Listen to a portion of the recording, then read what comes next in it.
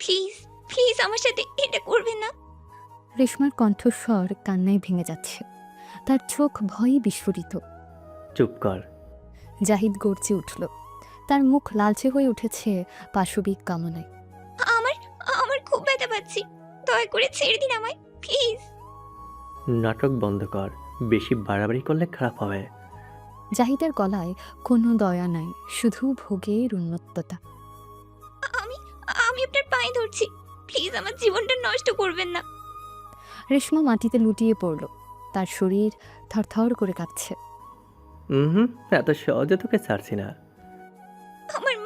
আমার মা একা, আমি বাড়ি না গেলে উনি খুব চিন্তা করবেন, প্লিজ যেতে দিন আমায়। রেশমার প্রতিটি শব্দ কান্নায় ভেজা, তার অসহায়তা আকাশ ছুঁয়ে যাচ্ছে। তোর মায়ের কাছে গিয়ে বলবি তোর সাথে আজ খুব মজা হয়েছে। আল্লাহর দোহাই এমন কাজ করবেন না, আমার আর কেউ নেই, প্লিজ। অনেক হয়েছে তোর ন্যাকামি, এবার চুপচাপ সব সহ্য কর।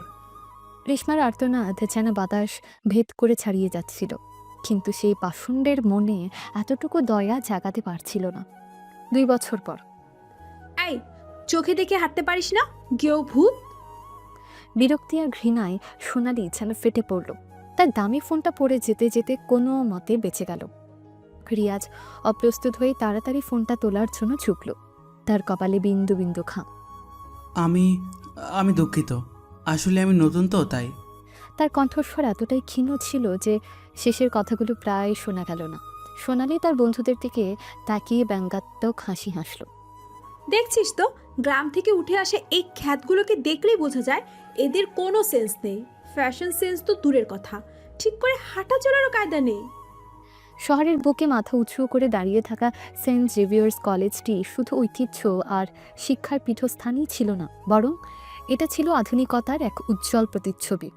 ঝাঁ চকচকে প্রশস্ত করিডোর, শীতাতাপ নিয়ন্ত্রিত ক্লাসরুম, অত্যাধুনিক ল্যাবরেটরি, সব মিলিয়ে এক অন্য জগৎ। এই জৌলুসের মাঝে কিছুটা অপ্রত্যাশিতভাবেই আগমন ঘটল এক নতুন ছাত্রের, রিয়াজ, যে কিনা শহর থেকে বহু দূরে এক শান্ত গ্রাম থেকে এখানে পড়তে এসেছিল। শহরের এই ঝলমলে আলো তার চোখে ধাঁধা লাগিয়ে দিচ্ছিল। রিয়াজ কলেজে ভর্তির দিন রাজু ছদ্মনামে পরিচিত হলো। তার পোশাক ছিল অতি সাধারণ, পুরনো, কিছুটা মলিন পাঞ্জাবি আর ঝিলে ঢালা প্যান্ট। কাঁধে ঝুলানো কাপড়ের ব্যাগটা যেন তার গ্রামীণ ঐতিহ্যের নীরব সাক্ষী। শহরের স্মার্ট ফ্যাশনেবল ছাত্রছাত্রীদের মাঝে সে যেন এক বেমানান ছবি। তার লাজুক আর জড়সড় ভাব প্রথম দিনেই অনেকের দৃষ্টি আকর্ষণ করল, বিশেষ করে কলেজের এলিট গ্রুপের মধ্যমণি, ধনী আর অহংকারী ছাত্রী সোনালি এবং তার বন্ধুদের কাছে সে যেন এক নতুন খেলার পুতুল।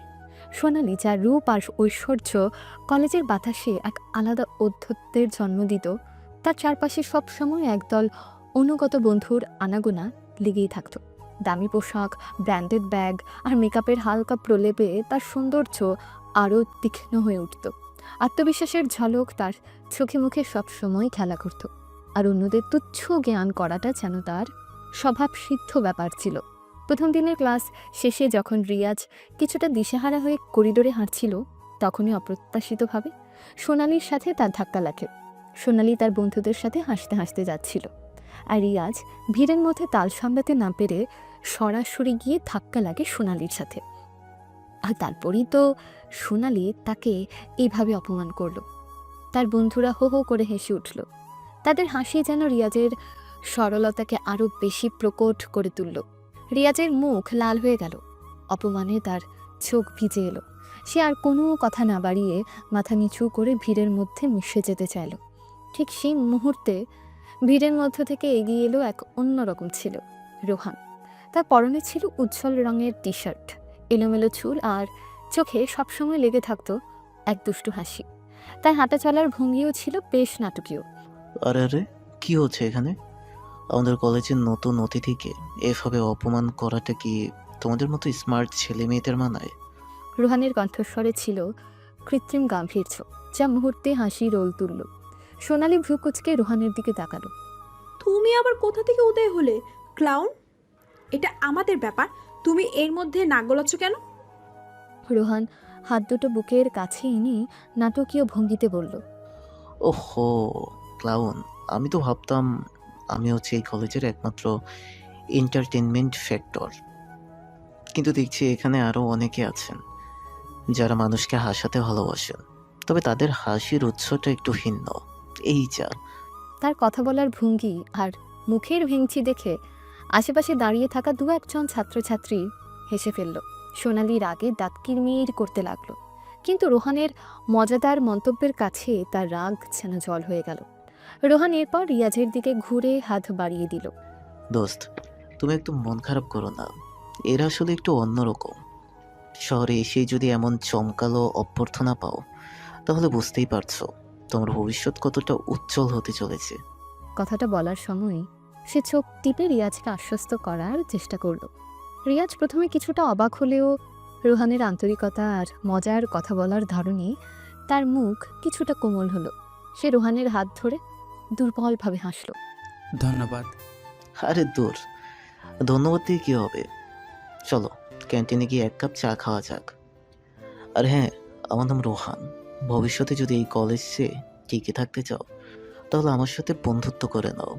আমি তোমাকে এখানকার সব আজব প্রাণীদের সাথে পরিচয় করিয়ে দেব। রোহান রিয়াজের কাঁধে হাত রেখে তাকে ক্যান্টিনের দিকে টেনে নিয়ে চলল। সোনালি এবং তার বন্ধুরা তখনও সেখানে দাঁড়িয়েছিল। রোহানের কাণ্ড দেখে হতবাক। সোনালির মনে রিয়াজের প্রতি আরও এক ধরনের বিরক্তি জন্ম নিল। এই খ্যাত ছেলেটার সাথে আবার এই পিটখুটে ক্লাউনটা জুটেছে। রাতের নীরবতা নেমে এসেছে শহরের বুকে। সেন্ট জেভিয়ার্স কলেজের আশেপাশে ছাত্রছাত্রীদের আনাগোনা কমে গেছে। রিয়াজ তার সাধারণ মেস বাড়ির ছোট্ট ঘরে বসেছিল। ঘরের এক কোণে তার বিছানা, অন্য কোণে একটা ছোট টেবিল আর একটা পুরনো চেয়ার। টেবিলের উপর খোলা ল্যাপটপের স্ক্রিনে একটা অল্প বয়সী মেয়ের ছবি। নিষ্পাপ মুখ, গভীর কালো চোখ, যেন কোনো গভীর বেদনার প্রতিচ্ছবি। ল্যাপটপের পাশে রাখা একটা ফাইলে বিভিন্ন তথ্য আর ছবি সাজানো। রিয়াজের মুখ কঠিন, চিন্তার ভাঁজ তার কপালে স্পষ্ট। এই শান্ত লাজুক ছেলেটার ভেতরে যেন অন্য এক মানুষ বাস করে। কিছুক্ষণ পর তার ফোন বেজে উঠল। স্ক্রিনে একটা নম্বর ভেসে উঠল, অফিস। রিয়াজ তাড়াতাড়ি কলটা ধরল। হ্যাঁ স্যার। রিয়াজের কণ্ঠস্বরে সে আগের জড়তা আর লাজুকতা একেবারেই উধাও। সেখানে এক পেশাদারিত্বের সুর। রাজু, কি খবর? কলেজে সব ঠিক আছে? ওপাশ থেকে ভেসে এলো এক গম্ভীর কণ্ঠস্বর। হ্যাঁ স্যার, ভর্তি হয়েছে। এখানকার পরিবেশ একটু অন্যরকম। রিয়াজ চারপাশের পরিবেশটা হালকাভাবে বোঝানোর চেষ্টা করল। আমরা জানি তোমার আসল কাজটা, ভুলে যেও না। মেয়েটির ব্যাপারে কোনো নতুন তথ্য পেয়েছো? রিয়াজ কিছুক্ষণ চুপ থেকে বলল, এখনও না স্যার, তবে আমি খোঁজখবর নেওয়া শুরু করেছি। আমার মনে হয় খুব তাড়াতাড়ি কিছু সূত্র পাওয়া যাবে। সাবধানে থেকো, তোমার ছদ্মবেশ যেন কেউ বুঝতে না পারে। আমাদের কাছে খবর আছে সেই ছেলেটা এখনও শহরের বাইরে যায়নি। আমি সেদিকেই খেয়াল রাখছি স্যার। খুব তাড়াতাড়ি আমি আপনাদের জানাবো। ঠিক আছে, কোনো দরকার হলে আমাদের সাথে যোগাযোগ করো। কলটা কেটে গেল। রিয়াজ ল্যাপটপের স্ক্রিনের দিকে আবার তাকালো। সে নাবালিকা মেয়েটার ছবি, হারানো শৈশবের এক করুণ প্রতিচ্ছবি। তার চোখে মুখে দৃঢ় প্রতিজ্ঞা, এই মেয়েটাকে ন্যায় বিচার পাইয়ে দিতেই হবে। কলেজের সেই খ্যাত ছেলেটি আসলে একজন ছদ্মবেশী সিআইডি অফিসার, যে একটা অত্যন্ত গুরুত্বপূর্ণ মিশনে শহরে এসেছে। তার আপাত সরলতার আড়ালে লুকিয়ে আছে এক তীক্ষ্ণ বুদ্ধি আর অদম্য সাহস। শহরের ঝলমলে আলো আর কলেজের হাসি খুশির পরিবেশ তার আসল উদ্দেশ্যকে চাপা দিতে পারবে না। খুব শীঘ্রই তার এই ছদ্মবেশের আড়ালে থাকা আসল পরিচয় প্রকাশ পাবে। এক ঝড় হয়ে আছড়ে পড়বে অপরাধীদের জগতে। সেন্ট জেভিয়ার্স কলেজের দ্বিতীয় দিনটা রিয়াজের জন্য মোটেও সুখকর ছিল না। প্রথম দিনের ধাক্কা সামলে ওঠার আগেই সোনালি এবং তার দলবল যেন তাকে জব্দ করার নতুন ফন্দি আঁটতে শুরু করল। ক্লাসরুমের শান্ত পরিবেশ। যখন শিক্ষকরা গভীর মনোযোগের সাথে লেকচার দিচ্ছিলেন, তখনই শুরু হলো তাদের নীরব অত্যাচার। রিয়াজ মন দিয়ে শিক্ষকের কথা শুনছিল, তার নোট খাতায় প্রয়োজনীয় তথ্যগুলো লিখে নিচ্ছিল। হঠাৎ সে অনুভব করল কেউ তার খাতার উপর ঝুঁকেছে। তাকিয়ে দেখল সোনালি এক গাল বাঁকা হাসি নিয়ে তার পাশে দাঁড়িয়ে আছে। তার হাতে একটা মার্কার পেন। কিছু বুঝে ওঠার আগেই, কি লিখেছিস রে গেও পণ্ডিত? গ্রামের গরুর রচনা নাকি?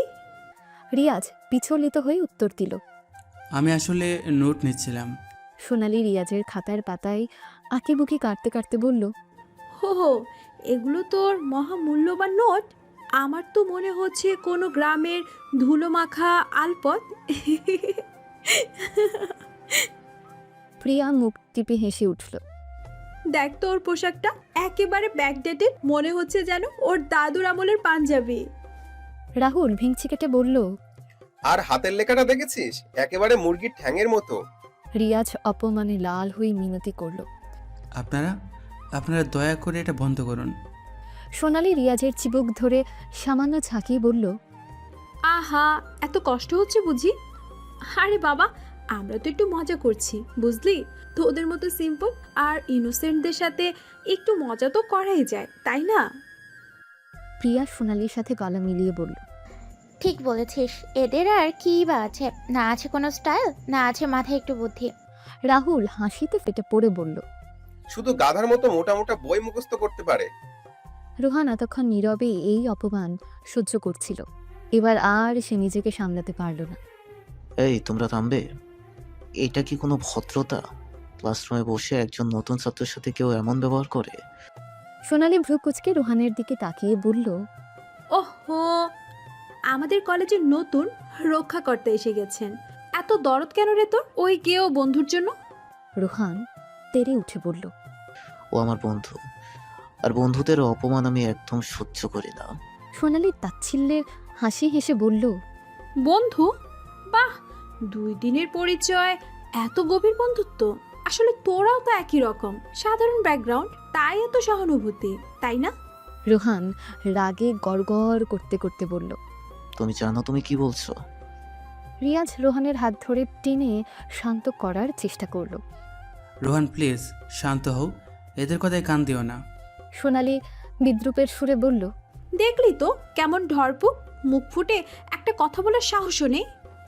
ক্লাসের ঘন্টা বাজার পর যখন ছাত্রছাত্রীরা ক্যান্টিনের দিকে যাচ্ছিল, তখনও রিয়াজের পিছু ছাড়ল না সোনালির দলবল।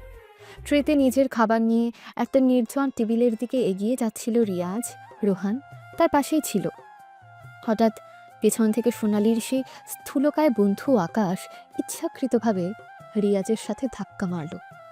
ওহ সরি, আমি একদম খেয়াল করিনি। রিয়াজ হতভম্ব হয়ে নিজের পোশাকের দিকে তাকিয়েই রইল। এটা কি হলো? সোনালি হাসতে হাসতে এগিয়ে এসে বলল, কি হলো?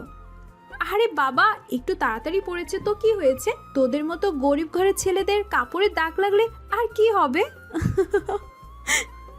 প্রিয়া ঠোঁট টিপে হেসে বলল। ঠিকই বলেছিস, এদের তো একটাই জামা, তাই না? রাহুল হাসিতে ফেটে পড়ে বলল, হা হা হা, এবার সারাদিন এই পোশাকেই ঘুরতে হবে ফ্যাশন আইকন। রোহান রাগে আকাশের দিকে তেড়ে গিয়ে বলল, এই মোটা, তোরে তো সাহস কি করে হয়? ইচ্ছে করে ধাক্কা মারলি? আকাশ পেশি ফুলিয়ে উদ্ধত্তের সাথে বলল। তো কি করবি, মারবি নাকি? সোনালি রোহানের সামনে এসে দাঁড়ালো, তার চোখে বিজয়ের হাসি। তুমি বেশি বাড়াবাড়ি করছো রোহান, এটা আমাদের নিজেদের মধ্যকার সামান্য আনন্দ, তোমার এত গায়ে লাগছে কেন? তোমাদের আনন্দ? তোমরা একটা নিরীহ ছেলেকে দিনের পর দিন অপমান করছো, আর তোমরা বলছো এটা তোমাদের আনন্দ? আকাশ ধমকের সুরে বলল। বেশি কথা বললে তোকেও এর ফল ভুগতে হবে। রিয়াজ ধীরে কিন্তু দৃঢ় স্বরে বলল, রোহান চল এখান থেকে, এদের সাথে কথা বলার কোনো মানেই নেই। রোহান প্রথমে দ্বিধাগ্রস্ত হলেও রিয়াজের শান্ত অথচ কর্তৃত্বপূর্ণ কণ্ঠস্বরে সে আর আপত্তি করল না। রিয়াজ মেঝের দিকে একবার তাকালো, যেখানে তার খাবার ছড়িয়ে পড়েছিল। তার চোখে এক মুহূর্তের জন্য গভীর হতাশার ছায়া পড়ল, কিন্তু পরক্ষণে সে নিজেকে সামলে নিল। রোহানের সাথে সে ক্যান্টিন থেকে বেরিয়ে গেল। পেছনে ফেলে গেল সোনালি এবং তার বন্ধুদের অট্টহাসি। কলেজের বাইরে যখন দিনের আলো ফিকে হয়ে আসছে, রিয়াজ তার ছদ্মবেশের আড়ালে থাকা আসল পরিচয় নিয়ে তার মিশনে মনোযোগ দিল।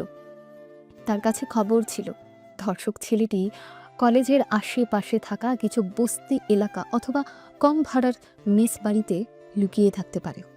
রাতের অন্ধকারে সাধারণ পোশাকের আবরণে রিয়াজ যেন এক ভিন্ন মানুষে রূপান্তরিত হলো। তার চোখে সে অসহায় বা লাজক ভাব আর দেখা গেল না। সেখানে জ্বলে উঠল এক তীক্ষ্ণ অনুসন্ধানী দৃষ্টি, যা শিকারের গন্ধ পাওয়া শিকারীর মতো স্থির। প্রথম পদক্ষেপ হিসেবে সে একটি পুরনো চায়ের দোকানে গেল, যেখানে স্থানীয় শ্রমিক ও সাধারণ মানুষের আনাগোনা লেগেই থাকত। সেখানে বসে সে কিছুক্ষণ চা পান করল এবং আশেপাশের লোকজনের কথাবার্তা মনোযোগ দিয়ে শোনার চেষ্টা করল।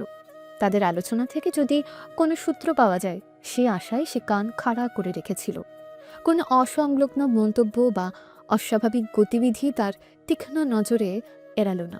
এরপর রিয়াজ একটা সরু অন্ধকার গলির দিকে এগিয়ে গেল, যে পথটি বেশ কয়েকটা পুরনো মেস বাড়ির দিকে চলে গেছে। গলির দুপাশে আবছা আলো আর বাতাসে ভেসে আসছিল এক ধরনের স্যাঁতস্যাঁতে অস্বাস্থ্যকর গন্ধ। রিয়াজ সাবধানে চারপাশ নিরীক্ষণ করতে করতে হাঁটছিল। তার প্রতিটি পদক্ষেপ ছিল নীরব, যেন কোনো অভিজ্ঞ গোয়েন্দা তার লক্ষ্যবস্তুর দিকে এগিয়ে যাচ্ছে। একটা জীর্ণ মেস বাড়ির সামনে কিছু সন্দেহজনক লোকের জটলা তার দৃষ্টি আকর্ষণ করল। তাদের পোশাক, মুখের অভিব্যক্তি এবং চাপা স্বরে কথোপকথনের ভঙ্গি দেখে মনে হচ্ছিল তারা কোনো অবৈধ কার্যকলাপের সাথে জড়িত। রিয়াজ কিছুটা দূরত্ব বজায় রেখে একটা অন্ধকার কোণে দাঁড়িয়ে তাদের পর্যবেক্ষণ করতে লাগলো। তাদের মধ্যে একজন যুবককে দেখে রিয়াজের মনে সামান্য সন্দেহ জাগল। ছেলেটার হাবভাব বেশ অস্থির এবং তার চোখে এক ধরনের চাপা ভয় ও অপরাধবোধের ছায়া স্পষ্ট। রিয়াজ মনে মনে সিদ্ধান্ত নিল, আপাতত এদের উপর নজর রাখা দরকার। সে আরও ভালোভাবে আড়ালে গিয়ে তাদের গতিবিধির উপর তীক্ষ্ণ দৃষ্টি রাখল। কিছুক্ষণ পর সেই যুবকের সাথে আরও কয়েকজন যোগ দিল। তারা নিচু স্বরে কথা বলছিল, যা রিয়াজ স্পষ্ট শুনতে না পেলেও তাদের উত্তেজিত অঙ্গভঙ্গি দেখে মনে হচ্ছিল কোনো গুরুত্বপূর্ণ এবং গোপন আলোচনা চলছে। হঠাৎ তাদের মধ্যে একজন যেন রিয়াজের লুকানো স্থানের দিকে সরাসরি তাকালো। রিয়াজ বুঝতে পারল তার উপস্থিতি সম্ভবত টের পাওয়া গেছে, আর কোনো ঝুঁকি না নিয়ে সে দ্রুত সেই স্থান ত্যাগ করার সিদ্ধান্ত নিল। পেছনের অন্ধকার গলি ধরে সে দ্রুত পায়ে হাঁটতে শুরু করলো। কিছুক্ষণ পরে সে বুঝতে পারল কয়েকজন লোক চাপা পদশব্দে তাকে অনুসরণ করছে। রিয়াজের রক্তহীন হয়ে গেল। এই মুহূর্তে তার আসল পরিচয় প্রকাশ পেলে তার চলমান মিশন ভেস্তে যেতে পারে। সে দৌড়ানোর চেষ্টা করল, কিন্তু গলির এবড়ো পথে দ্রুত দৌড়ানো কঠিন ছিল। অনুসরণকারীরা ক্রমশ তার কাছাকাছি চলে আসছিল। তাদের উত্তেজিত কণ্ঠস্বর রিয়াজের কানে ভেসে আসছিল। এক জায়গায় এসে গলিটা হঠাৎ শেষ হয়ে একটা অন্ধকার পরিত্যক্ত উঠোনে গিয়ে মিশেছে। রিয়াজ বুঝতে পারল সে যেন এক ফাঁদে পড়েছে। অনুসরণকারীরা দ্রুত তাকে ঘিরে ধরল। আবছা আলোয় তাদের হাতে ধরা ধারালো অস্ত্রের ঝলকানি দেখা গেল। রুক্ষ চেহারার লোকটি গম্ভীর স্বরে জিজ্ঞেস করল, কে তুই? এত রাতে এখানে কি করছিলে? রিয়াজ কোনো উত্তর দেওয়ার আগেই একজন তার দিকে ধারালো ছুরি নিয়ে ঝাঁপিয়ে পড়ল। রিয়াজ দ্রুত সরে গিয়ে আঘাতটা কোনো মতে এড়িয়ে গেল। তার মনে মনে একটাই চিন্তা ঘুরপাক খাচ্ছিল, যে কোনো মূল্যে তার ছদ্মবেশ রক্ষা করতে হবে। সে সাধারণ ভীতু ছাত্রদের মতোই দুর্বল প্রতিরোধ করার ভান করতে লাগলো, যদিও তার ভেতরের প্রশিক্ষিত সিআইডি অফিসারের প্রতিটি পদক্ষেপ ছিল সুচিন্তিত এবং আত্মরক্ষামূলক। বেশ কিছুক্ষণ ধস্তাধস্তির পর রিয়াজ সুযোগ বুঝে তার পূর্ণ শক্তি দিয়ে এক চোরে ধাক্কা মারল, যার ফলে কয়েকজন অনুসরণকারী সাময়িকভাবে ভারসাম্য হারিয়ে ফেলল। সেই সুযোগে রিয়াজ অন্ধকারের সুবিধা নিয়ে সেখান থেকে পালাতে সক্ষম হলো। তার শরীরে কয়েক জায়গায় সামান্য আঘাত লেগেছিল, জামাকাপড় ছিঁড়ে গিয়েছিল, কিন্তু সেদিকে ভ্রুক্ষেপ না করে সে দ্রুত কলেজের হোস্টেলের দিকে ছুটতে শুরু করলো। রাতের অন্ধকারে তার এই বিপজ্জনক অভিযান তাকে কিছু মূল্যবান সূত্র এনে দিয়েছিল। ধর্ষক ছেলেটি সম্ভবত একা নয়, সে কোনো শক্তিশালী আশ্রয়দাতার অধীনে লুকিয়ে আছে এবং সে আশ্রয়দাতা সম্ভবত এই এলাকার কোনো সুসংগঠিত অপরাধী দলের সাথে যুক্ত। এখন তার পরবর্তী পদক্ষেপ হবে আরও গোপনে এবং সাবধানে সে আশ্রয়দাতার সন্ধান করা, যাতে মূল অপরাধীকে আইনের হাতে তুলে দেওয়া যায়। কলেজে ফিরে নিজের ছোট্ট মেসের ঘরে বসে রিয়াজ তার ল্যাপটপ বের করলো এবং আজকে রাতের অপ্রত্যাশিত ঘটনার বিস্তারিত বিবরণ তার টিমের কাছে দ্রুত টাইপ করে পাঠালো। তার মনে একটাই প্রশ্ন বারবার ঘুরপাক খাচ্ছিল, সোনালি এবং তার বন্ধুরা কলেজে তার সাথে যে ক্রমাগত অপমানজনক ব্যবহার করছে তা কি শুধুই সাধারণ বুলিং, নাকি এর পেছনে অন্য কোনো গভীর উদ্দেশ্য লুকিয়ে আছে? তাদের তীক্ষ্ণ নজর এবং বিদ্বেষপূর্ণ আচরণ মাঝে মাঝে তাকে ভাবিয়ে তোলে। যদিও সে জানে তার প্রধান লক্ষ্য এখন সেই নাবালিকা মেয়েটির ধর্ষককে খুঁজে বের করে ন্যায় বিচার প্রতিষ্ঠা করা। তবু কলেজের এই অপমানজনক পরিস্থিতি তার মনের উপর একটা চাপা অস্বস্তি সৃষ্টি করছে। পরের দিন কলেজে গিয়ে রিয়াজকে আবার সে একই প্রতিকূল পরিস্থিতির সম্মুখীন হতে হলো। সোনালির ব্যঙ্গ, তার বন্ধুদের উপহাস এবং কৌতূহলী দৃষ্টি। কিন্তু রিয়াজ জানে তাকে ধৈর্য ধরতে হবে। তার আসল পরিচয় এবং তার মিশনের প্রকৃত উদ্দেশ্য যে কোনো মূল্যে গোপন রাখতে হবে, কারণ এই আপাত সরল খ্যাত ছেলেটির ছদ্মবেশের আড়ালেই লুকিয়ে আছে এক তীক্ষ্ণ বুদ্ধি, অদম্য সাহস এবং ন্যায় বিচার প্রতিষ্ঠার এক ইস্পাত কঠিন প্রতিজ্ঞা, যা একদিন সমস্ত অন্যায় আর অপরাধের মুখোশ খুলে দেবে। সেন্ট জেভিয়ার্স কলেজে দিন যত গড়াচ্ছিল, রিয়াজের খ্যাত পরিচয়টা যেন আরও বেশি করে সকলের আলোচনার কেন্দ্রবিন্দুতে পরিণত হচ্ছিল। সোনালি এবং তার দলবল তাদের অপমানজনক কার্যকলাপ চালিয়ে যাচ্ছিল, কিন্তু এর মধ্যে এমন কিছু ঘটনা ঘটল যা সকলের, বিশেষত সোনালির অহংকারে জোরে ধাক্কা দিল। একদিন কলেজের সাহিত্য ক্লাসে অধ্যাপক ইকবাল প্রাচীন সাহিত্য নিয়ে আলোচনা করছিলেন। জটিল একটা প্রশ্ন তিনি ক্লাসের শিক্ষার্থীদের দিকে ছুড়ে দিলেন, যার উত্তর দিতে অনেকেই হিমশিম খাচ্ছিল। সোনালি, যে সব সময় নিজেকে ক্লাসের সেরা ছাত্রী হিসেবে জাহির করত, সেও একটা প্রশ্নের উত্তর নিয়ে কিছুক্ষণ মাথা চুলকে চুপ করে রইল। ক্লাসের অন্যান্য ধনী ও মেধাবী ছাত্রছাত্রীদের মধ্যেও গুঞ্জন শোনা গেল, কিন্তু কেউই সঠিক উত্তরের দিশা খুঁজে পাচ্ছিল না। ঠিক সেই মুহূর্তে ক্লাসের পেছনের বেঞ্চ থেকে মৃদু অথচ স্পষ্ট একটা কণ্ঠস্বর ভেসে এলো। স্যার, আমার মনে হয় এর সঠিক উত্তরটি হলো। অধ্যাপক ইকবাল ভ্রু কুচকে জিজ্ঞাসা করলেন, তুমি কি নিশ্চিত? রিয়াজ আত্মবিশ্বাসের সাথে উত্তর দিল, হ্যাঁ স্যার, আমার মনে হয় প্রাচীন ভারতীয় সাহিত্য তত্ত্বে ধ্বনিবাদ একটি গুরুত্বপূর্ণ স্থান অধিকার করে। যদিও আনন্দবর্ধনে ধন্যলোক একটি গুরুত্বপূর্ণ কাজ, তবে এর প্রভাব ভারতীয় উপমহাদেশের সাহিত্য চিন্তায় সুদূর প্রসারী। বাংলাদেশেও সাহিত্য সমালোচনার ক্ষেত্রে এই তত্ত্বের আলোচনা পাওয়া যায়। ধ্বনিবাদ অনুযায়ী কাব্যের আত্মা হল ব্যঞ্জনা বা ধ্বনি। একটি কবিতা বা সাহিত্যকর্ম কেবল তার বাহ্য অর্থের মাধ্যমেই রস সৃষ্টি করে না, বরং এর অন্তর্নিহিত ব্যঞ্জনা বা দ্যোতনাও রসায়নে মুখ্য ভূমিকা নেয়। ধ্বনি তিন প্রকার হতে পারে: বস্ত্রধ্বনি, অলঙ্কারধ্বনি এবং রসধ্বনি। যেখানে বাহ্য অর্থ গৌণ হয়ে ব্যঙ্গার্থ প্রধান হয়ে ওঠে, সেখানেই ধ্বনির চমৎকারিত্ব উপলব্ধি করা যায়। রিয়াজ থামল। তার বলার ভঙ্গি ছিল শান্ত কিন্তু আত্মবিশ্বাসী। ক্লাসের সকলেই অবাক হয়ে তার দিকে তাকিয়েছিল। অধ্যাপক ইকবাল কিছুক্ষণ নীরব থেকে ধীরে ধীরে বললেন, অসাধারণ রিয়াজ, তুমি সত্যিই খুব ভালো বলেছ। তোমার ব্যাখ্যা একেবারে নির্ভুল এবং স্পষ্ট। এই প্রশ্নের উত্তর তো ক্লাসের কেউ দিতে পারেনি। তুমি কিভাবে এই জটিল তত্ত্ব সম্পর্কে জানলে? স্যার, আসলে আমি গ্রামে থাকতে পুরনো সাহিত্য নিয়ে কিছু বই পড়ার সুযোগ পেয়েছিলাম। সেখানে ভারতীয় সাহিত্য তত্ত্বের একটি সাধারণ আলোচনা ছিল, যেখানে ধ্বনিবাদের উল্লেখ ছিল। আমার বিষয়টি বেশ আগ্রহোদ্দীপক লেগেছিল, তাই কিছুটা পড়েছিলাম। খুব ভালো। অধ্যাপকের প্রশংসা শুনে ক্লাসের অনেকেই রিয়াজের দিকে অবাক হয়ে তাকালো। সোনালি, যে এতক্ষণ আত্মবিশ্বাসের সাথে বসেছিল, তার মুখটা যেন ফ্যাকাশে হয়ে গেল।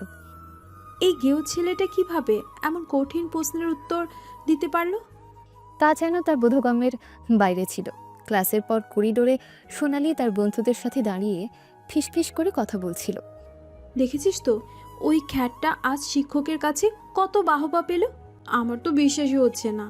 প্রিয়া ঈর্ষার সাথে বলল, হ্যাঁ রে, আমারও খুব খারাপ লাগছে। সব সময় ফার্স্ট গার্ল তো আমিই হই, আজ ওই গ্রামের ছেলেটা সব ক্রেডিট নিয়ে গেল।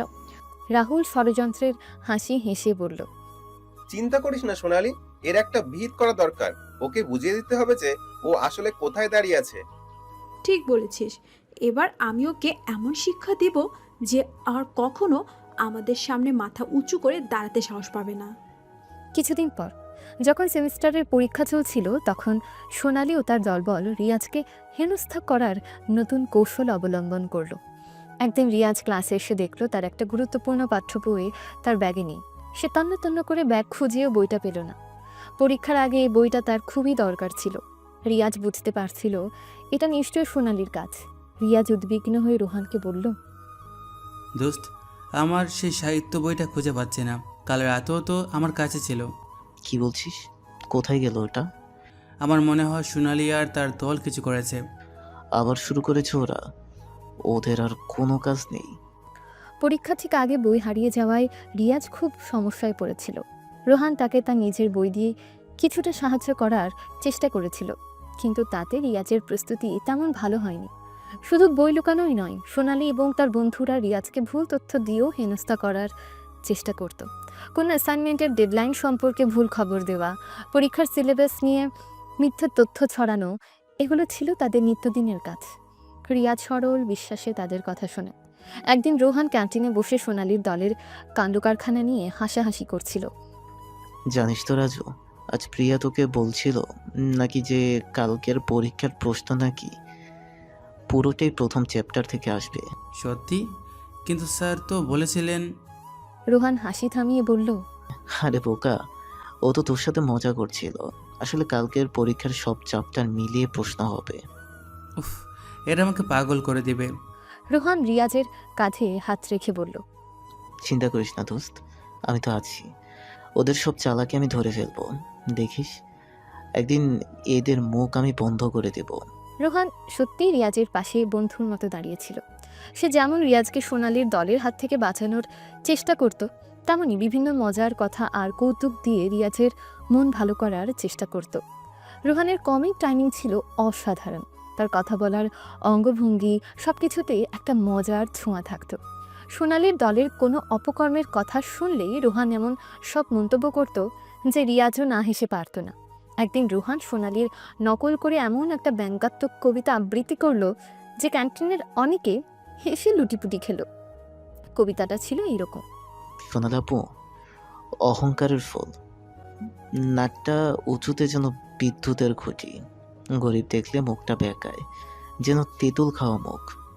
সোনালির কানেও সেই কবিতা পৌঁছালো এবং সে রাগে ফুঁসতে লাগলো, কিন্তু রোহানের রসবোধের কাছে তার রাগ যেন বারবার পরাজিত হচ্ছিল। তবে রোহানের এই বন্ধুত্বের আড়ালে রিয়াজ তার আসল মিশন চালিয়ে যাচ্ছিল নীরবে। কলেজের অপমান আর সোনালির বিদ্বেষপূর্ণ আচরণকে সে একপাশে সরিয়ে রেখে তার লক্ষ্যের দিকে স্থির ছিল। রাতের অন্ধকারে সে এখনও তার অনুসন্ধানের কাজ চালিয়ে যাচ্ছিল, নতুন কোনো সূত্রের সন্ধানে। একদিন রাতে যখন কলেজের আশেপাশে শুনশান নীরবতা, রিয়াজ একটা পুরনো গ্যারেজের কাছে গিয়েছিল, যেখানে তার কাছে খবর ছিল ধর্ষক ছেলেটার দলের কিছু সদস্য প্রায়ই রাতে আড্ডা দেয়। অন্ধকারে লুকিয়ে রিয়াজ তাদের কথাবার্তা শোনার চেষ্টা করছিল। শুনেছিস তো, বস নাকি খুব তাড়াতাড়ি মাল সরানোর ব্যবস্থা করছেন। হ্যাঁ, দিন তারিখ সব ঠিক হয়ে গেছে। কিন্তু পুলিশ যদি টের পায়? পুলিশ এখানে আসে সাহস পাবে না, আর পেলেও আমাদের কি করতে হবে তা আমরা জানি। তাদের কথাবার্তা থেকে রিয়াজ বুঝতে পারছিল এরা কোনো বড় ধরনের অবৈধ কাজের সাথে জড়িত। ধর্ষক ছেলেটাও সম্ভবত এই চক্রের একজন সামান্য সদস্য। হঠাৎ তাদের মধ্যে একজন বাইরে কারো পায়ের শব্দ শুনতে পেল। কে ওখানে? রিয়াজ দ্রুত সেখান থেকে সরে পড়ল। তার মনে হচ্ছিল তার উপস্থিতি টের পাওয়া গেছে। পরের দিন কলেজে রোহান রিয়াজের কপালে একটা নতুন আঘাতের চিহ্ন দেখতে পেল। রাজু, এটা আবার কি হলো? কাল রাতে কোথায় গিয়েছিলি তুই? আরে ইয়ার, রাস্তায় একটা খাম্বার সাথে ধাক্কা লেগেছিলাম। খাম্বা? রাতে রাস্তায় কি করছিলি তুই? আসলে একটু দরকার ছিল। সোনালিও তাদের কথাবার্তা শুনছিল। রিয়াজের রহস্যময় আচরণ তার সন্দেহ আরও বাড়িয়েছিল। এই খ্যাত ছেলেটা আসলে কি চায়? কেন সে রাতে বাইরে ঘুরে বেড়ায়? তার মনে হাজারটা প্রশ্ন ভিড় করতে শুরু করলো। তবে আপাত দৃষ্টিতে কলেজে রিয়াজের জীবনটা ছিল অপমান আর রোহানের বন্ধুত্বের এক অদ্ভুত মিশ্রণ। একদিকে সোনালির অহংকার আর তার দলের বিদ্বেষ, অন্যদিকে রোহানের অকুণ্ঠ সমর্থন আর মজার সঙ্গ। এই দুয়ের মাঝে রিয়াজ তার আসল পরিচয় গোপন রেখে ধীরে ধীরে তার লক্ষ্যের দিকে এগিয়ে যাচ্ছিল। এক ছদ্মবেশী সিআইডি অফিসার, যে কিনা ন্যায় বিচার প্রতিষ্ঠার জন্য অপেক্ষা করছে সঠিক সময়ের। ক্যান্টিনের এক কোণে বসে রিয়াজ তার কফির কাপে চুমুক দিচ্ছিল, কিন্তু তার চোখ স্থির ছিল না। সে তীক্ষ্ণ দৃষ্টিতে আশেপাশে নজর রাখছিল, যেন কোনো গোপন সংকেতের জন্য অপেক্ষা করছে। রোহান তার স্বভাব সিদ্ধ ভঙ্গিতে একের পর এক কৌতুক শুনিয়ে রিয়াজের মনোযোগ আকর্ষণের চেষ্টা করছিল। কিন্তু রিয়াজের মন ছিল অন্য কোথাও। দোস্ত, তুই কি প্রেমিকের জন্য এত আনমরা হয়ে আছিস, নাকি আবার সেই সাহিত্য দেবের চিন্তায় মগ্ন? রিয়াজ অন্যমনস্কভাবে বলল। না, তেমন কিছু না। ঠিক তখনই রিয়াজের পকেট থেকে তার পুরনো স্ক্র্যাচ পড়া ফোনটা বেজে উঠল। স্ক্রিনে ভেসে ওঠা নম্বরটা অচেনা। রিয়াজ তাড়াতাড়ি ফোনটা ধরল এবং ক্যান্টিনের কোলাহল থেকে একটু দূরে সরে গেল। হ্যালো। অপর প্রান্ত থেকে ফিসফিস করে ভেসে এলো, রাজু, আমি কালাম, তোমার জন্য একটা খবর আছে। রিয়াজ কণ্ঠস্বরে উত্তেজনা নিয়ে জিজ্ঞেস করলো, কি খবর কালাম? কিছু জানতে পেরেছ? হ্যাঁ, আমার লোক মারফত খবর পেয়েছি, সেই ছেলেটা, মানে যার খোঁজ করছো, সে সম্ভবত কলেজের আশেপাশে একটা বস্তি এলাকায় লুকিয়ে আছে। পুরনো একটা ভাঙা মেসেও নাকি তাকে কয়েকবার দেখা গেছে। ঠিকানা বলতে পারবে? কালাম কিছুক্ষণ নীরব থেকে বলল, ঠিকানা এখনও পুরোপুরি কনফার্ম না, তবে আমি চেষ্টা করছি বের করার। তুমি আপাতত ওই এলাকাগুলোতে একটু খোঁজ খবর নাও, সাবধানে থেকো, জায়গাটা খুব একটা ভালো না। ঠিক আছে কালাম, ধন্যবাদ তোমাকে। ফোন রেখে রিয়াজ গভীর চিন্তায় ডুবে গেল। একটা ক্ষীণ আলোর রেখা দেখা যাচ্ছে। এবার তাকে নিজের ছদ্মবেশ বজায় রেখে সে এলাকায় অনুসন্ধান করতে হবে। রাতে যখন শহরের আলো নিভু নিভু, রিয়াজ তার সাধারণ পোশাকের উপর একটা পুরনো জ্যাকেট চাপালো, মুখটা একটা মাফলার দিয়ে আড়াল করলো। তার চোখে সেই শান্ত লাজুক ছাত্রের ভাব আর নেই, সেখানে এক দৃঢ় সংকল্পের ছায়া। সে সন্তর্পণে কলেজের পেছনের গেট দিয়ে বেরিয়ে গেল এবং অন্ধকার রাস্তায় মিশে গেল। বস্তির দিকে শুরু এবড়ো খেবড়ো পথ ধরে রিয়াজ হাঁটতে শুরু করলো। দুপাশে জীর্ণ কুড়ে ঘর, আর বাতাসে ভেসে আসছিল নোংরা আর অস্বাস্থ্যকর গন্ধ। মাঝে মাঝে কিছু সন্দেহজনক লোকের আনাগোনা চোখে পড়ছিল। তাদের চোখে মুখে ছিল ক্লান্তির ছাপ, আবার কারো কারো দৃষ্টিতে ছিল চাপা উত্তেজনা। রিয়াজ সাবধানে তাদের এড়িয়ে যাচ্ছিল, কোনো রকম দৃষ্টি আকর্ষণ করতে চাইছিল না। একটা পুরনো প্রায় ভাঙা মেসের সামনে এসে রিয়াজ থামল। জায়গাটা নির্জন, আর চারদিকে একটা গা ছমছমের নীরবতা বিরাজ করছিল। রিয়া চারপাশ ভালোভাবে পর্যবেক্ষণ করল।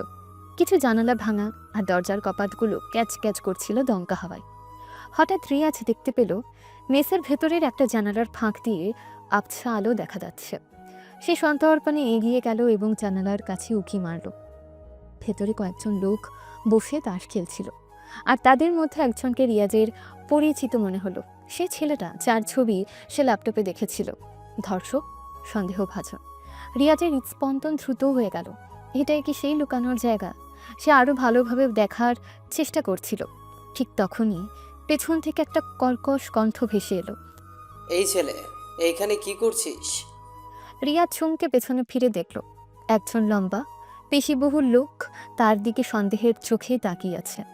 তার হাতে একটা লাঠি। আমি আমি আসলে পথ হারিয়ে ফেলেছি। এটা কোন রাস্তা? পথ হারিয়েছিস?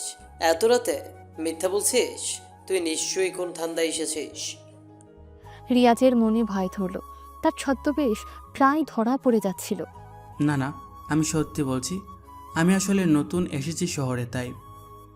লোকটা ধমকের সুরে বসল, যা ভাগ এখান থেকে, আর যদি আশেপাশে দেখি তোর ঠ্যাং ভেঙে দিব। রিয়াজ আর কথা না বাড়িয়ে দ্রুত সেই জায়গা থেকে সরে পড়ল। অন্ধকারে মিশে সে হাঁপাতে হাঁপাতে কিছুটা দূরে চলে গেল। অল্পের জন্য আজ ধরা পড়া থেকে বেঁচে গেল সে। পরের দিন কলেজে রিয়াজের অনুপস্থিতি বা অন্যমনস্কতা সোনালির নজরে এলো। ক্লাসে রিয়াজকে তেমন একটা দেখা যায়নি, আর যখন দেখা গেছে তখনও তার হাবভাব ছিল অন্যরকম, যেন সে কোনো গভীর চিন্তায় মগ্ন। সোনালি প্রিয়ার কানে ফিসফিস করে বলল, দেখিস তো, আজ ওই খ্যাটটা ক্লাসও নেই, আর থাকলো কেমন যেন অন্যরকম দেখাচ্ছে। প্রিয়া উদাসীনভাবে উত্তর দিল, হবে হয়তো কোনো গ্রাম্য ঝামেলা, আমাদের কি? সোনালি ভ্রুকুচকে বলল, না, আমার মনে হচ্ছে ওর পিছনে অন্য কিছু আছে। রাহুল হেসে বলল, আরে ইয়ার, ও আবার কি রহস্য করবে? ও তো একটা বোকা হাবাগোবা ছেলে। সোনালি দৃঢ় স্বরে বলল, না, আমার মনে হচ্ছে ওর পিছনে অন্য কিছু আছে, আমি ওকে নজরে রাখবো। যদিও সোনালি রিয়াজের অনুপস্থিতি বা অন্যমনস্কতাকে প্রথমে পাত্তা দিতে চায়নি, কিন্তু তার ভেতরের কৌতূহল ক্রমশ বাড়ছিল। রিয়াজের সরল চেহারার আড়ালে কি সত্যি কিছু লুকানো আছে? অন্যদিকে রিয়াজ তার রাতের অভিযানের কথা রোহানকেও জানায়নি। সে বুঝতে পারছিল এই মিশনের কথা যত কম লোক জানে ততই ভালো। তবে তার মনে একটাই চিন্তা, সে যে ক্লুটা পেয়েছে সেটা যেন সত্যি হয় এবং খুব তাড়াতাড়ি সে সেই ধর্ষককে আইনের হাতে তুলে দিতে পারে। তার রাতের বিপজ্জনক অভিযান ব্যর্থ হয়নি। সে অন্তত সেই ছেলেটার সম্ভাব্য লুকানোর জায়গার সন্ধান পেয়েছে। এখন তাকে আরও সাবধানে এবং কৌশলে সেই মেস এবং বস্তি এলাকায় নজরদারি চালাতে হবে। একদিন রোহান রিয়াজের মেস ঘরের দরজায় কড়া নাড়ল। রিয়াজ তখন তার ল্যাপটপে কিছু জরুরি তথ্য দেখছিল। দরজার আওয়াজে কিছুটা বিরক্ত হলো। দোস্ত, দরজা খুলতো, তোর জন্য একটা বিরাট সারপ্রাইজ আছে। রোহানের কণ্ঠস্বর বাইরে থেকে ভেসে এলো। রিয়াজ দরজা খুলে দেখল রোহানের হাতে একটা বিশাল সাইজের কেক। এটা কি? রোহান হাসি মুখে বলল, আরে ইয়ার, আজ না তোর জন্মদিন। যদিও তুই বলিসনি, কিন্তু আমার সোর্স খবর এনেছে। রিয়াজ বিরক্তির সাথে বলল। রোহান, আজ আমার জন্মদিন নয়। রোহান কেকের বাক্সটা ধরে দাঁড়িয়ে বলল, তাহলে এটা কার জন্মদিন? আমার কি ভুল হলো? হঠাৎ তার চোখ রিয়াজের টেবিলের উপর পড়ল। সেখানে একটা ছোট কালো রঙের ডিভাইস পড়েছিল, ওয়াকিটকির মতো দেখতে, কিন্তু আরও আধুনিক। হ্যাঁ, এটা কি? তোর কাছে এইসব গ্যাজেট কোত্থেকে এলো? রিয়াজ তাড়াতাড়ি ডিভাইসটা লুকাতে চেষ্টা করে বলল, ও, এটা এটা আমার একটা পুরনো ইলেকট্রনিক ডায়েরি। রোহান চোখ কপালে তুলে বলল, ইলেকট্রনিক ডায়েরি? এটা তো একেবারে সিনেমার স্পাইদের মতো জিনিস। এর মধ্যে কি আছে রে? তোর গোপন প্রেমিকার নাম্বার? রিয়াজ একটু হেসে বলল, আরে না না, ওসব কিছু না। এটা আসলে আমার গ্রামের এক বন্ধু পাঠিয়েছিল। পুরনো দিনের জিনিস, তাই একটু অন্যরকম দেখতে। পুরোনো দিনের জিনিস? আর তুই এটা টেবিলের উপর ফেলে রেখেছিস? নিশ্চয়ই এর মধ্যে কোনো রহস্য আছে। সে ডিভাইসটা ধরার চেষ্টা করলো, কিন্তু রিয়াজ দ্রুত সেটা সরিয়ে ফেলল। রোহান, ওটা ধরবি না, ওটা ভেঙে যেতে পারে। ঠিক আছে বাবা, ঠিক আছে, ধরবো না।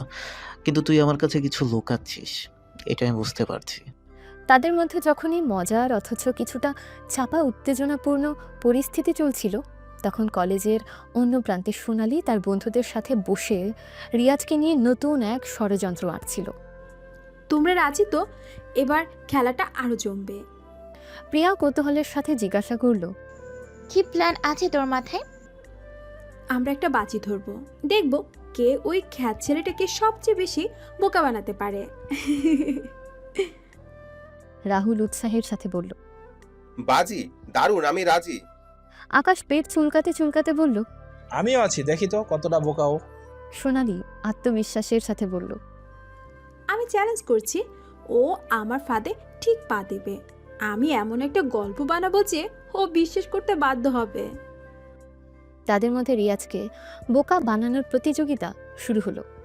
এক একজন এক এক রকম পরিকল্পনা করতে লাগলো, যার মূল উদ্দেশ্য ছিল রিয়াজের সরলতার সুযোগ নিয়ে তাকে হাসির পাত্র বানানো। অন্যদিকে রিয়াজ তার সোর্সের মাধ্যমে আরও কিছু গুরুত্বপূর্ণ খবর পেল। কালাম তাকে জানান যে ধর্ষক ছেলেটি একই জায়গায় বেশি দিন থাকছে না, ঘন ঘন তার হাইড আউট পরিবর্তন করছে। এছাড়াও তাদের কাছে এমন তথ্যও এসেছে যে ছেলেটা সম্ভবত একা নয়, কোনো প্রভাবশালী ব্যক্তির আশ্রয়ে আছে। রাজু, খবর ভালো না। সেই ছেলেটা বারবার তার জায়গা বদলাচ্ছে। মনে হচ্ছে কেউ তাকে সাহায্য করছে। রিয়াজ উদ্বিগ্নের স্বরে জিজ্ঞাসা করল, সাহায্য করেছে? কে সে?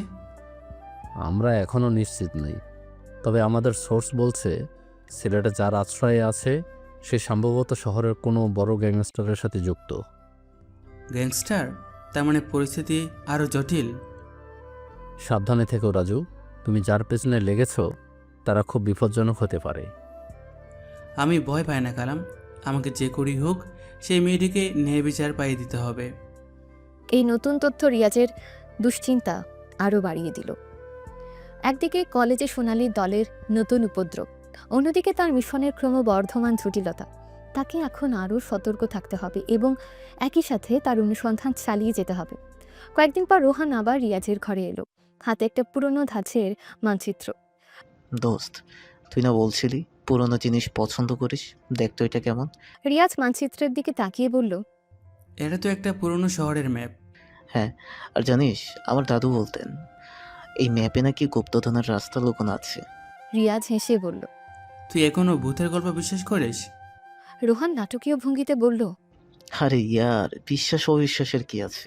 চল না একদিন দুজনে মিলে এই ম্যাপ ধরে গুপ্তধন খুঁজতে বের হই। তাদের মধ্যে যখনই হালকা মেজাজের কথোপকথন চলছিল তখন বাইরে থেকে সোনালির উচ্চ হাসির আওয়াজ ভেসে এলো। এই যে মিস্টার জ্ঞানী, শুনুন তো একটু। রিয়াজ এবং রোহান দুজনেই কিছুটা অবাক হয়ে দরজার দিকে তাকালো। সোনালি তার বন্ধুদের সাথে দরজার বাইরে দাঁড়িয়েছিল। সোনালি ব্যঙ্গাত্মক হাসি হেসে বলল, আমরা শুনলাম আপনি নাকি পুরনো জিনিস খুব পছন্দ করেন, তাই আমরা আপনার জন্য একটা ঐতিহাসিক খবর নিয়ে এসেছি। প্রিয়া মুখ টিপে হেসে বলল। হ্যাঁ, শুনলে আপনার চোখ কপাল উঠবে। রাহুল ঠোঁট কামড়ে বলল। তবে খবরটা শোনার আগে আপনাকে একটা ছোট্ট পরীক্ষা দিতে হবে। রিয়াজ সন্দেহের চোখে জিজ্ঞাসা করল। কিসের পরীক্ষা? সোনালি রহস্যময় হাসি হেসে বলল, আরে বাবা, ভয় পাচ্ছেন নাকি? এটা তো শুধু একটা ছোট্ট ধাঁধা। তাদের এই রহস্যময় আচরণ রিয়াজ এবং রোহান দুজনের মনেই কৌতূহল সৃষ্টি করল। সোনালি এবং তার দল আবার কি নতুন খেলা শুরু করেছে? অন্যদিকে রিয়াজের মাথায় ঘুরছিল কালামের দেওয়া খবর। ধর্ষক ছেলেটি যদি সত্যিই কোনো গ্যাংস্টারের আশ্রয়ে থাকে তাহলে তার নাগাল পাওয়া আরও কঠিন হয়ে পড়বে। তাকে এখন খুব সাবধানে প্রতিটি পদক্ষেপ ফেলতে হবে। কলেজের এই আপাত নির্ঝঞ্ঝাট পরিবেশের আড়ালে বিপদ ক্রমশ ঘনীভূত হচ্ছে। তারপর সোনালি বলল, তাহলে শুনুন মিস্টার জ্ঞানী, আমাদের কাছে খবর আছে আর্টস বিল্ডিং এর পেছনে নাকি এক গুপ্তধন লুকানো আছে। প্রিয়া নাটকীয় ভঙ্গিতে বলল, হ্যাঁ, শোনা যায় বহু বছর আগে কোনো ধনী ব্যক্তি নাকি সেখানে সোনার মোহর ভর্তি কলস পুঁতে রেখে গেছিল। রাহুল গম্ভীর স্বরে বলল, তবে জায়গাটা নাকি ভুতুড়ে, রাতে সেখানে কেউ সাহস করে যায় না। আকাশ কৌতূহলের ভান ধরে বলল, কিন্তু আমরা শুনেছি পুরনো জিনিসের প্রতি আপনার নাকি বিশেষ দুর্বলতা আছে, তাই ভাবলাম এই খবরটা আপনাকে দেওয়া উচিত। রিয়াজ সামান্য হেসে বলল, গুপ্তধন আর বুতুরে জায়গা, তোমরা কি সিরিয়াস? সোনালি আত্মবিশ্বাসের সাথে বলল, একেবারে সিরিয়াস। আমরা নিজের চোখে পুরনো একটা ম্যাপের অংশ দেখেছি যেখানে ওই জায়গার কথা বলা আছে। প্রিয়া মোবাইল বের করে বলল, এই দেখুন, এটা সেই ম্যাপের ছবি যা আকাশের এক দূর সম্পর্কের আত্মীয়র কাছে ছিল। প্রিয়া মোবাইলে একটা অস্পষ্ট পুরনো মানচিত্রের ছবি দেখালো। মানচিত্রের একটা অংশে পুরনো দিনের হাতে লেখা কিছু অক্ষর এবং আঁকাবাঁকা রেখা দেখা যাচ্ছিল। রোহান ঠোঁট কামড়ে হেসে বলল, তোমরা কি ওকে বোকা বানাচ্ছ? সোনালি নির্দোষ সাজার ভান করে বলল, আমরা কেন বোকা বানাতে যাব? আমরা তো শুধু সাহায্য করতে চাইছি। যদি মিস্টার জ্ঞানী সাহস করে সেই গুপ্তধন খুঁজে বের করতে পারেন। রাহুল ভ্রু নাচিয়ে বলল, তাহলে তো তিনি একেবারে ধনী হয়ে যাবেন, আর আমাদের জন্য কিছু ভাগ রাখবেন আশা করি। রিয়াজ কিছুক্ষণ তাদের দিকে তাকিয়ে রইল। তাদের চোখে মুখে দুষ্টুমি আর ছাপা হাসির ঝিলিক স্পষ্ট। সে বুঝতে পারছিল এটা তাদের একটা চাল, কিন্তু তাদের পরিকল্পনাটা ঠিক কী তা সে আন্দাজ করতে পারছিল না। তাহলে সেই গুপ্তধনটা ঠিক কোথায় লুকানো আছে বলে তোমরা মনে করো? সোনালি মানচিত্রের দিকে তাকিয়ে বলল, ম্যাপ অনুযায়ী পুরনো আর্টস বিল্ডিং এর ঠিক পেছনের দিকের একটা পুরনো কুয়োর কাছে নাকি সেই গুপ্তধন লুকানো আছে। প্রিয়া আগ্রহের সাথে বলল, তবে কুয়োটা অনেক দিন ধরে বন্ধ রাখা হয়েছে, ভেতরে নাকি বিষাক্ত গ্যাসও থাকতে পারে। রাহুল ভয় দেখানোর চেষ্টা করে বলল, আর শোনা যায় রাতে নাকি সেখানে পুরনো দিনের সেই ধনী ব্যক্তির আত্মা ঘোরাঘুরি করে। রোহান রিয়াজের কানে ফিস ফিস করে বলল, দেখছিস তো, একেবারে সিনেমার গল্প, এদের মতলব ভালো না। আমি বুঝতে পারছি। সোনালি অধৈর্য হয়ে বলল, তাহলে মিস্টার জ্ঞানী, আপনি কি সেই গুপ্তধন উদ্ধারের অভিযানে সামিল হচ্ছেন নাকি ভূতের ভয়ে পিছিয়ে যাচ্ছেন? ঠিক আছে, আমি তোমাদের সাথে যাব, দেখা যাক সেই গুপ্তধন আর ভূত কতটা সত্যি। সোনালি এবং তার বন্ধুরা একে অপরের দিকে তাকিয়ে হাসল। তাদের পরিকল্পনা সফল হতে চলেছে ভেবে তারা বেশ খুশি। রাতে যখন কলেজ ক্যাম্পাস প্রায় জনশূন্য, সোনালি, প্রিয়া, রাহুল এবং আকাশ পুরনো আর্টস বিল্ডিংয়ের পেছনে অপেক্ষা করছিল। তাদের হাতে ছিল টর্চ লাইট আর কিছু হালকা সরঞ্জাম। কিছুক্ষণ পর রিয়াজ এবং রোহানও সেখানে এসে পৌঁছালো। সোনালি ব্যঙ্গাত্মক হাসি হেসে বলল, এই যে আমাদের সাহসী গুপ্তধন শিকারী, আসুন, আপনার জন্য সব প্রস্তুত। রিয়াজ শান্তভাবে বলল, দেখা যাক কি প্রস্তুত। তারা পুরনো জং ধরা লোহার গেট খুলে ভেতরে প্রবেশ করল। আর্টস বিল্ডিংটা বহু বছর ধরে ব্যবহার না হওয়ায় সেখানে একটা ভুতুড়ে পরিবেশ সৃষ্টি হয়েছিল। ধুলো আর মাকড়সার জালে চারপাশ ঢাকা, আর দমকা হাওয়ায় জানালার কপাটগুলো ক্যাচ ক্যাচ শব্দ করছিল। প্রিয়া ভয় ভয় বলল। আমার কিন্তু একটু ভয় লাগছে। রাহুল তাকে সাহস জুগিয়ে বলল। আরে বোকা, এটা তো শুধু একটা পুরনো বিল্ডিং। তারা টর্চ লাইটের আলোয় পথ দেখতে দেখতে বিল্ডিংয়ের পেছনের দিকে এগিয়ে গেল। সেখানে সত্যি একটা পুরনো বন্ধ কুয়ো দেখা গেল। কুয়োর চারপাশ আগাছা আর ভাঙা ইটে ভর্তি। সোনালি উত্তেজিত হয়ে বলল। এই তো সেই কুয়াটা, ম্যাপে ঠিক এইরকমই দেখাচ্ছিল। আকাশ কৌতূহলের সাথে বলল। তাহলে এবার কি করতে হবে? এবার মিস্টার জ্ঞানী তার জাদু দেখাবেন, কিভাবে তিনি এই বন্ধ কুয়োর ভিতরে প্রবেশ করে গুপ্তধন খুঁজে বের করেন, সেটাই দেখার। রোহান বিরক্তির সাথে বলল। তোমরা কি ভাবছোটা কি? এটা একটা বিপজ্জনক জায়গা হতে পারে। আর ইয়ার, ও তো একজন জ্ঞানী মানুষ, সব বিপদ তুচ্ছ করে গুপ্তধন উদ্ধার করতে পারবে। রিয়াজ কুয়োর চারপাশটা ভালোভাবে দেখল। জায়গাটা সত্যিই বিপজ্জনক ছিল। কুয়োর মুখটা পুরনো কাঠের তক্তা দিয়ে ঢাকা, যা বহু জায়গায় ভেঙে গেছে। ভেতরে অন্ধকার আর সাথে সাথে ভাব স্পষ্ট বোঝা যাচ্ছিল। তোমরা কি সত্যি মনে করো এখানে কোনো গুপ্তধন আছে? সোনালি আত্মবিশ্বাসের সাথে বলল। অবশ্যই আছে, আমরা মিথ্যে বলছি না। প্রিয়া আগ্রহের সাথে বলল। তাহলে আপনি কি ভেতরে যাবেন? রিয়াজ কিছুক্ষণ চুপ থেকে কুয়োর দিকে তাকিয়ে রইল, তারপর ধীরে ধীরে বলল। ঠিক আছে, আমি ভিতরে যাব। রোহান উদ্বিগ্ন হয়ে বলল। তুই কি পাগল হয়েছিস? এটা বিপজ্জনক হতে পারে। আমার মনে হয় না এখানে কোনো গুপ্তধন আছে, কিন্তু এদের আসল উদ্দেশ্যটা কি সেটা আমার জানা দরকার। সোনালি এবং তার বন্ধুরা রিয়াজের কথায় বেশ উৎসাহিত হলো। তারা ভাবতেও পারেনি রিয়াজ এত সহজে তাদের ফাঁদে পা দেবে। সোনালি মনে মনে বলল। দেখি এবার তুমি কত বড় জ্ঞানী। রিয়াজ একটা ভাঙা কাঠের তক্তা সরিয়ে কুয়োর ভেতরের দিকে তাকালো। অন্ধকার আর একটা হালকা পচা গন্ধ ভেসে আসছিল। ঠিক সেই মুহূর্তে উপর থেকে সোনালি ইশারায় রাহুল এবং আকাশ তাদের হাতে থাকা একটা বালতি ভর্তি আবর্জনা কুয়োর ভেতরে ফেলে দিল। ধপ করে একটা বিকট শব্দ হলো, আর সাথে সাথে কুয়োর ভেতর থেকে ঝাঁঝালো দুর্গন্ধযুক্ত গ্যাস বের হতে শুরু করলো। প্রিয়া নাকে রুমাল চেপে বলল। উফ, এটা কিসের গন্ধ? সোনালি হাসতে হাসতে বলল। এটা হলো গুপ্তধনের আসল সুবাস। রাহুল হো হো করে হেসে বলল। কেমন লাগলো মিস্টার জ্ঞানী? এবার বুঝলেন তো পুরনো জিনিসের আসল মূল্য? আকাশ পেট ছাঁকিয়ে হেসে বলল। আমরা আপনাকে একটা ঐতিহাসিক অভিজ্ঞতা দিলাম, তাই না? রিয়াজ বুঝতে পারছিল এটা তাদের পরিকল্পনা ছিল, তাকে বোকা বানানো এবং সম্ভবত কোনো বিপদে ফেলা। কিন্তু তাদের এই ছেলে মানুষই কাণ্ডকারখানায় তার রাগ হওয়ার বদলে হাসি পেল। তোমরা এটাই করতে চেয়েছিলে? সোনালি বিজয়ের হাসি হেসে বলল। হ্যাঁ, কেমন লাগলো আমাদের গুপ্তধন অভিযান? রিয়াজ বুঝতে পারলো তাকে বোকা বানানো হয়েছে। সে কিছু না বলে শুধু মুচকি হাসি দেয়। আর এই মুহূর্তে সে তার আসল রূপ দেখাবে না, তা না হলে তার মিশন এখানেই শেষ হতে পারে। এক সপ্তাহ পর কলেজ ছুটির পর সোনালি তার বন্ধুদের সাথে গেটের বাইরে দাঁড়িয়ে অপেক্ষা করছিল তাদের গাড়ির জন্য। আশেপাশে তেমন ভিড় ছিল না। হঠাৎ দুটো মোটর বাইকে করে 4 জন স্থানীয় মাস্তান এসে তাদের সামনে থামল। ছেলেগুলোর মুখ রুক্ষ, আর তাদের চাহনিতে একটা অশুভ ইঙ্গিত ছিল। এই কি এত সুন্দর ম্যান সাহেব একা দাঁড়িয়ে? আপনারা কারা? আমাদের বিরক্ত করছেন কেন? বিরক্ত কোথায়, আমরা তো আলাপ করতে যাচ্ছি ম্যাডাম। প্রিয়া ভয় ভয় বলে। আমাদের যেতে দিন, আমাদের গাড়ি আসছে। মাস্তানদের মধ্যে আরেকজন বলে ওঠে। কোথায় যাচ্ছিস তোরা? দাঁড়া একটু। রাহুল আতকে উঠে বলে। এই ছাড়, কি চাস তোরা? সোনালি বুঝতে পারছিল পরিস্থিতি ক্রমশ খারাপের দিকে যাচ্ছে। আশেপাশে তেমন লোকজন নেই যাদের কাছে সাহায্য চাওয়া যায়। সোনালি দৃঢ়ভাবে বলে।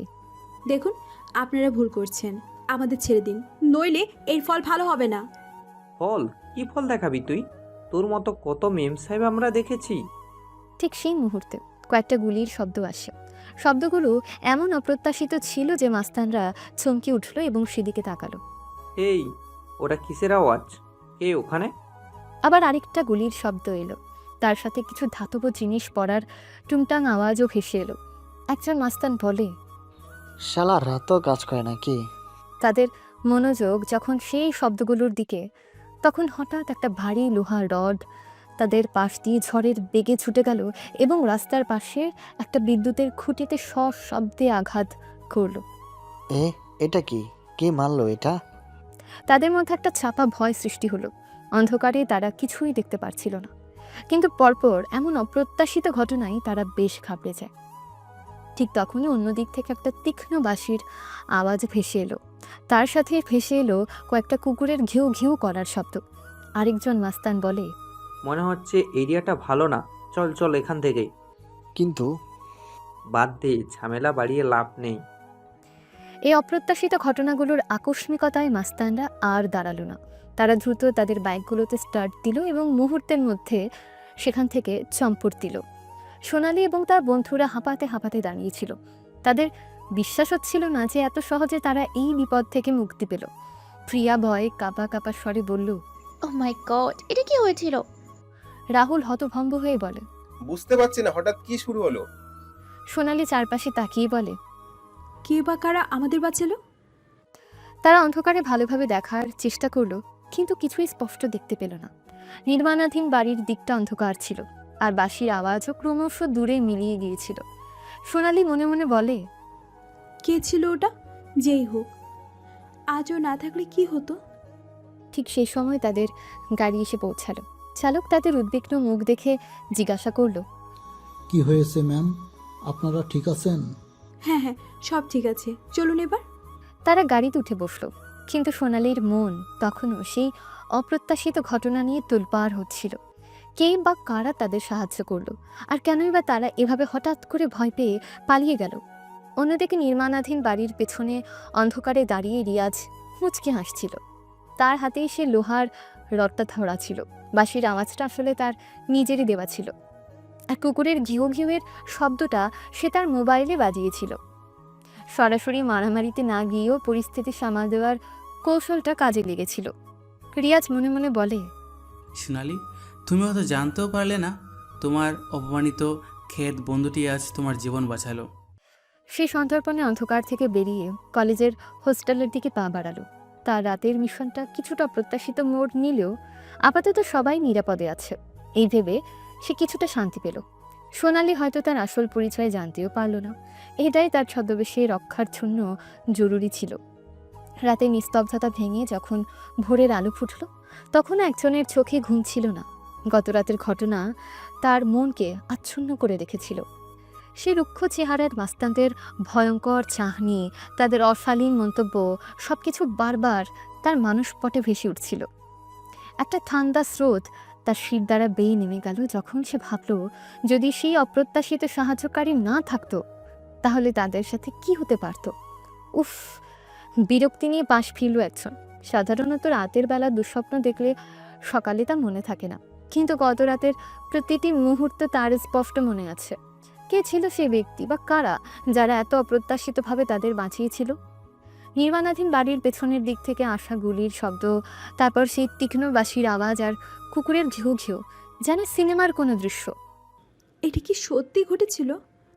নিজেকে প্রশ্ন করলো একজন। সবকিছু এত দ্রুত আর অপ্রত্যাশিত ছিল যে এখনো তার ঘোর কাটেনি। তার মনে একটা কৃতজ্ঞতার অনুভূতি উকি দিচ্ছিল, কিন্তু সাথে সাথেই তার অহংবোধ মাথা চাড়া দিয়ে উঠল। আমি কারো কাছে ঋণী? এ ভাবনাটাই তার কাছে অসহ্য লাগছিল। তবে একটা অদ্ভুত বিষয় ঘটল।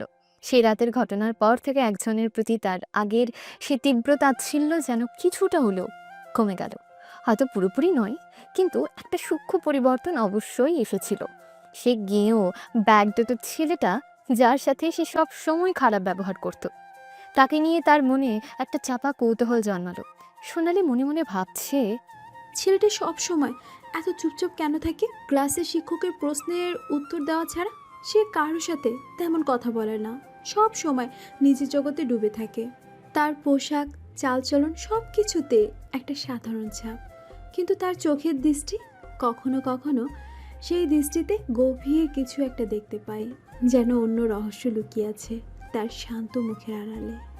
ক্যান্টিনে বন্ধুদের সাথে বসেও সোনালির মন অন্যদিকে ছিল। অন্য দুজন যথারীতি কলেজের অন্যান্য ছেলে মেয়েদের নিয়ে হাসি ঠাট্টা করছিল, কিন্তু একজনের মনোযোগ ছিল অন্য টেবিলে বসা একজনের দিকে।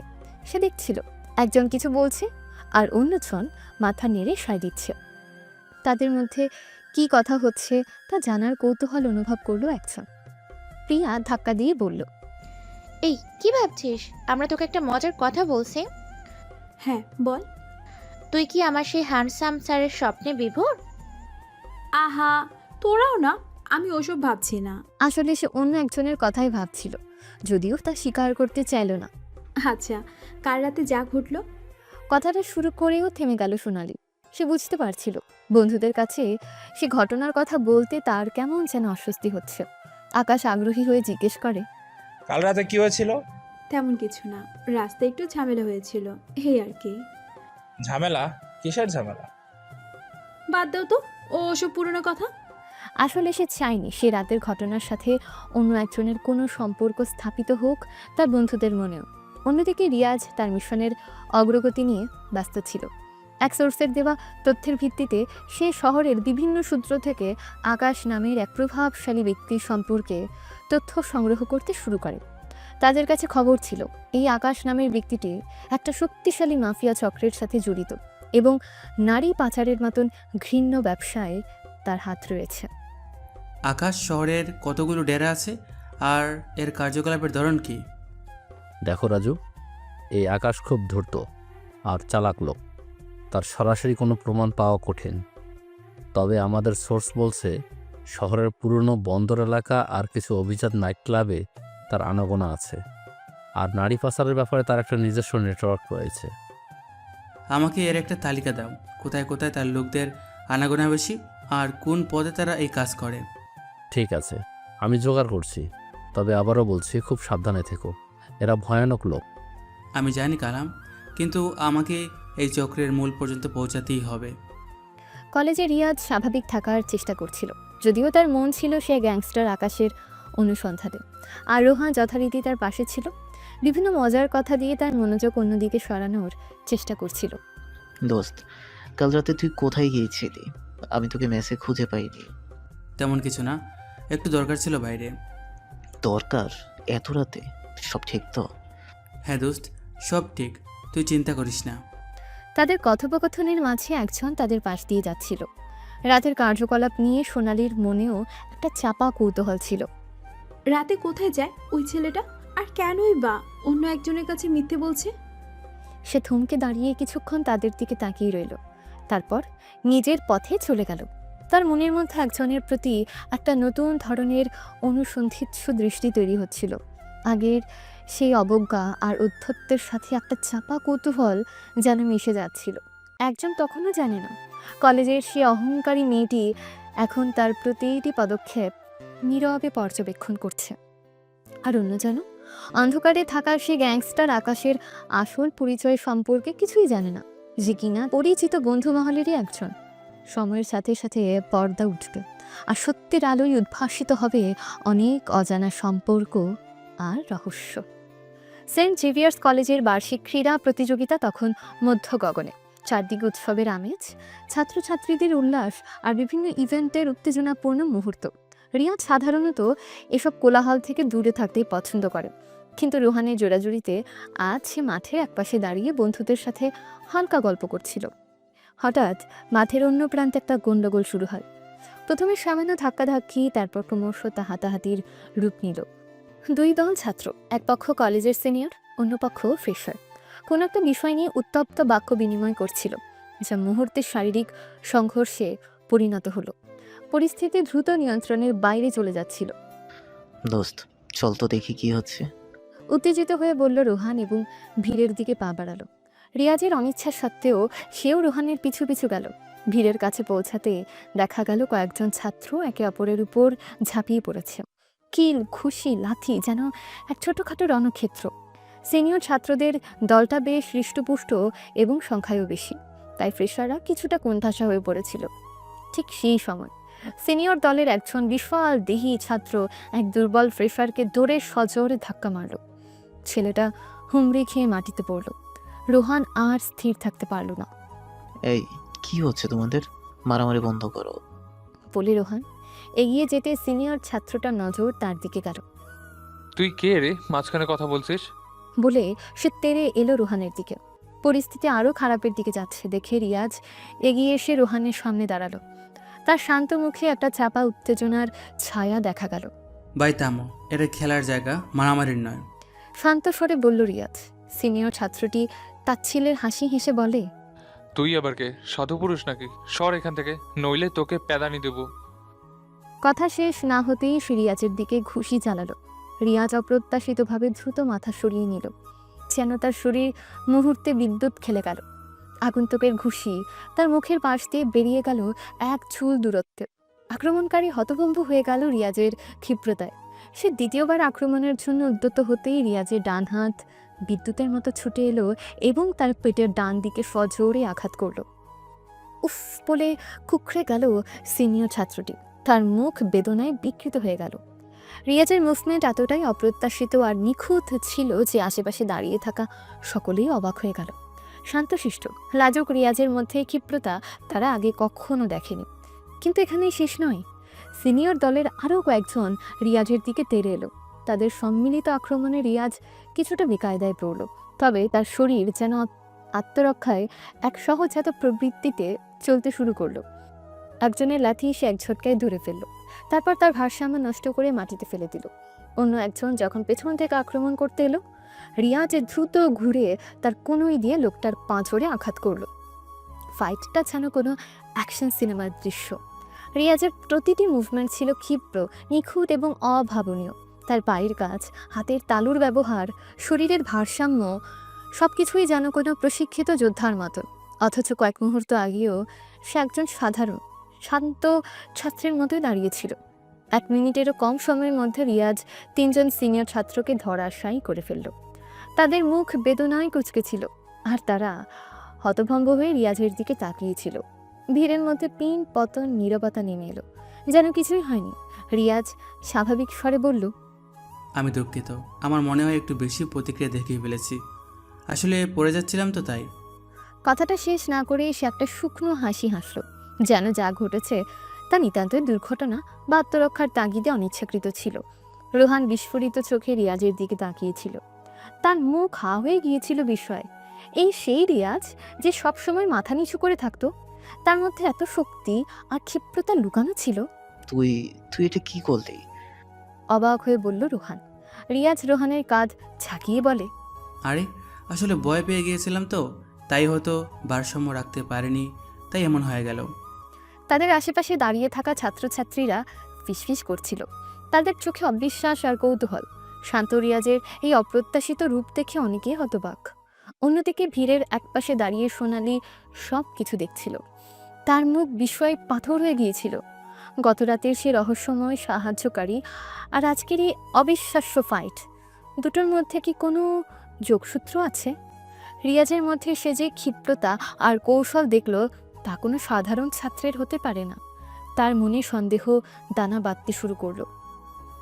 এটা কি সত্যি শুধু ভাগ্য? নিজেকে প্রশ্ন করল সোনালি। রিয়াজের প্রতিটি মুভমেন্টে একটা প্রশিক্ষণের ছাপ ছিল, যা এড়িয়ে যাওয়া কঠিন। তার মনে আগের সেই তাচ্ছিল্য আরও কমে গিয়ে এক গভীর অনুসন্ধিত সুদৃষ্টি তৈরি হলো। ঘটনার আকস্মিকতায় স্পোর্টস ডের উত্তেজনা কিছুটা স্মিত হয়ে গেল। শিক্ষকরা এসে পরিস্থিতি শান্ত করলেন এবং আহত ছাত্রদের প্রাথমিক চিকিৎসার ব্যবস্থা করালেন। রিয়াজ ভিড় থেকে সরে গিয়ে রোহানের সাথে মাঠের অন্য প্রান্তে গিয়ে দাঁড়ালো। রোহানের এখনও ঘোর কাটেনি। দোস্ত, তুই সত্যি বিশ্বাস করতে পারছি না, তুই এভাবে মারামারি করতে পারিস? রিয়াজ নার্ভাস হেসে হেসে বলে, আরে ওটা ঠিক মারামারি ছিল না, আসলে পড়ে যাচ্ছিলাম তো, তাই হাত পা ছুটতে গিয়ে। না না, ওটা শুধু হাত পা ছোড়াছড়ি ছিল না, তোর মুভমেন্টগুলো একদম অন্যরকম ছিল। তুই কি আগে কখনো কিছু শিখেছিস? না না, আমি আর কি শিখবো, গ্রামে থাকতে একটু দৌড়াদৌড়ি করতাম, হয়তো তার জন্যই একটু ক্ষিপ্রতা আছে। তাদের কথোপকথনের মাঝে সোনালি ধীরে ধীরে তাদের দিকে এগিয়ে এলো। তার চোখে তীক্ষ্ণ জিজ্ঞাসা।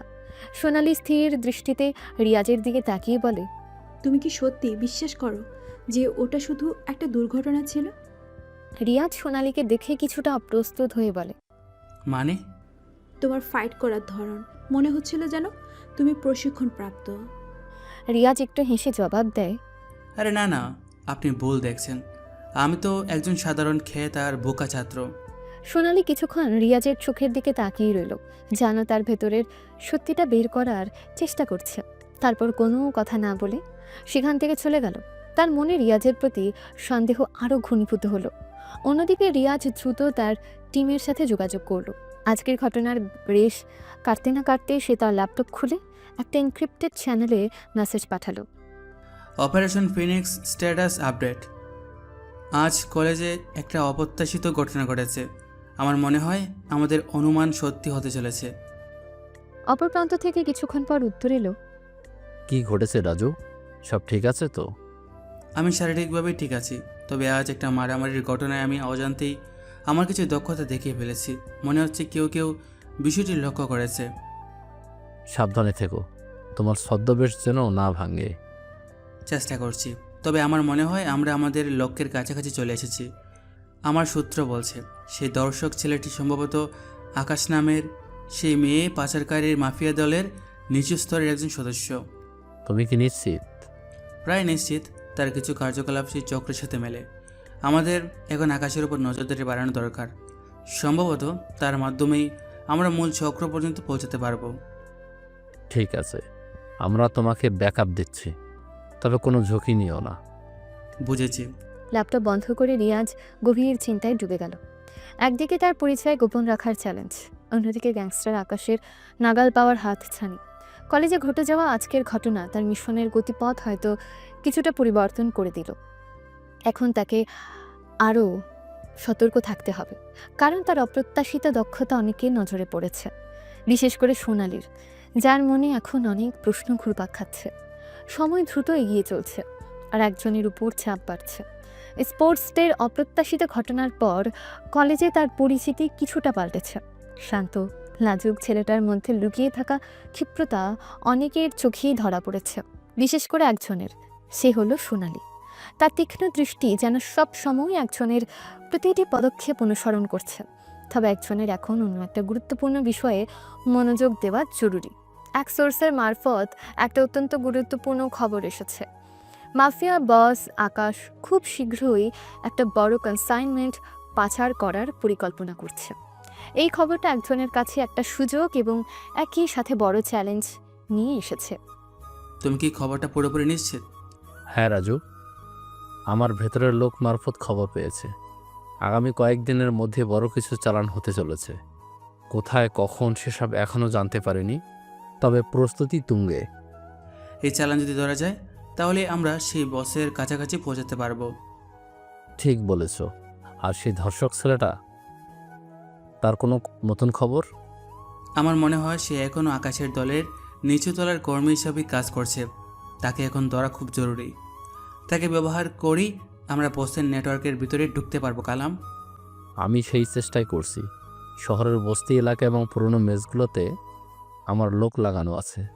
কোনো সূত্র পেলেই তোমাকে জানাবো। ধন্যবাদ কালাম, সাবধানে থেকো। এই নতুন তথ্য আজ রাতের ঘুম কেড়ে নিয়েছে। ধর্ষক ছেলেটিকে খুঁজে বের করা এবং একই সাথে মাফিয়া বসের বড় চালান বানচাল করা, এই দুটো কাজই এখন তার প্রধান লক্ষ্য। সময়ের অভাব এবং শত্রুদের ধূর্ততা সব মিলিয়ে পরিস্থিতি বেশ কঠিন।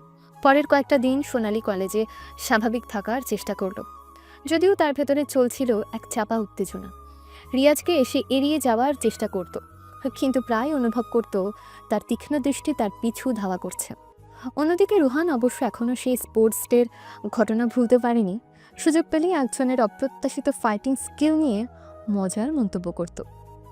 দোস্ত, তুই সেদিন যেভাবে ওই তিনজনের পা ভেঙে দিচ্ছিলি, মানে আমি ভাবতেই পারিনি তোর মধ্যে এত প্রতিভা লুকিয়ে আছে। তুই কি চুপি চুপি কোনো কমফো ক্লাসে ভর্তি হয়েছিস নাকি?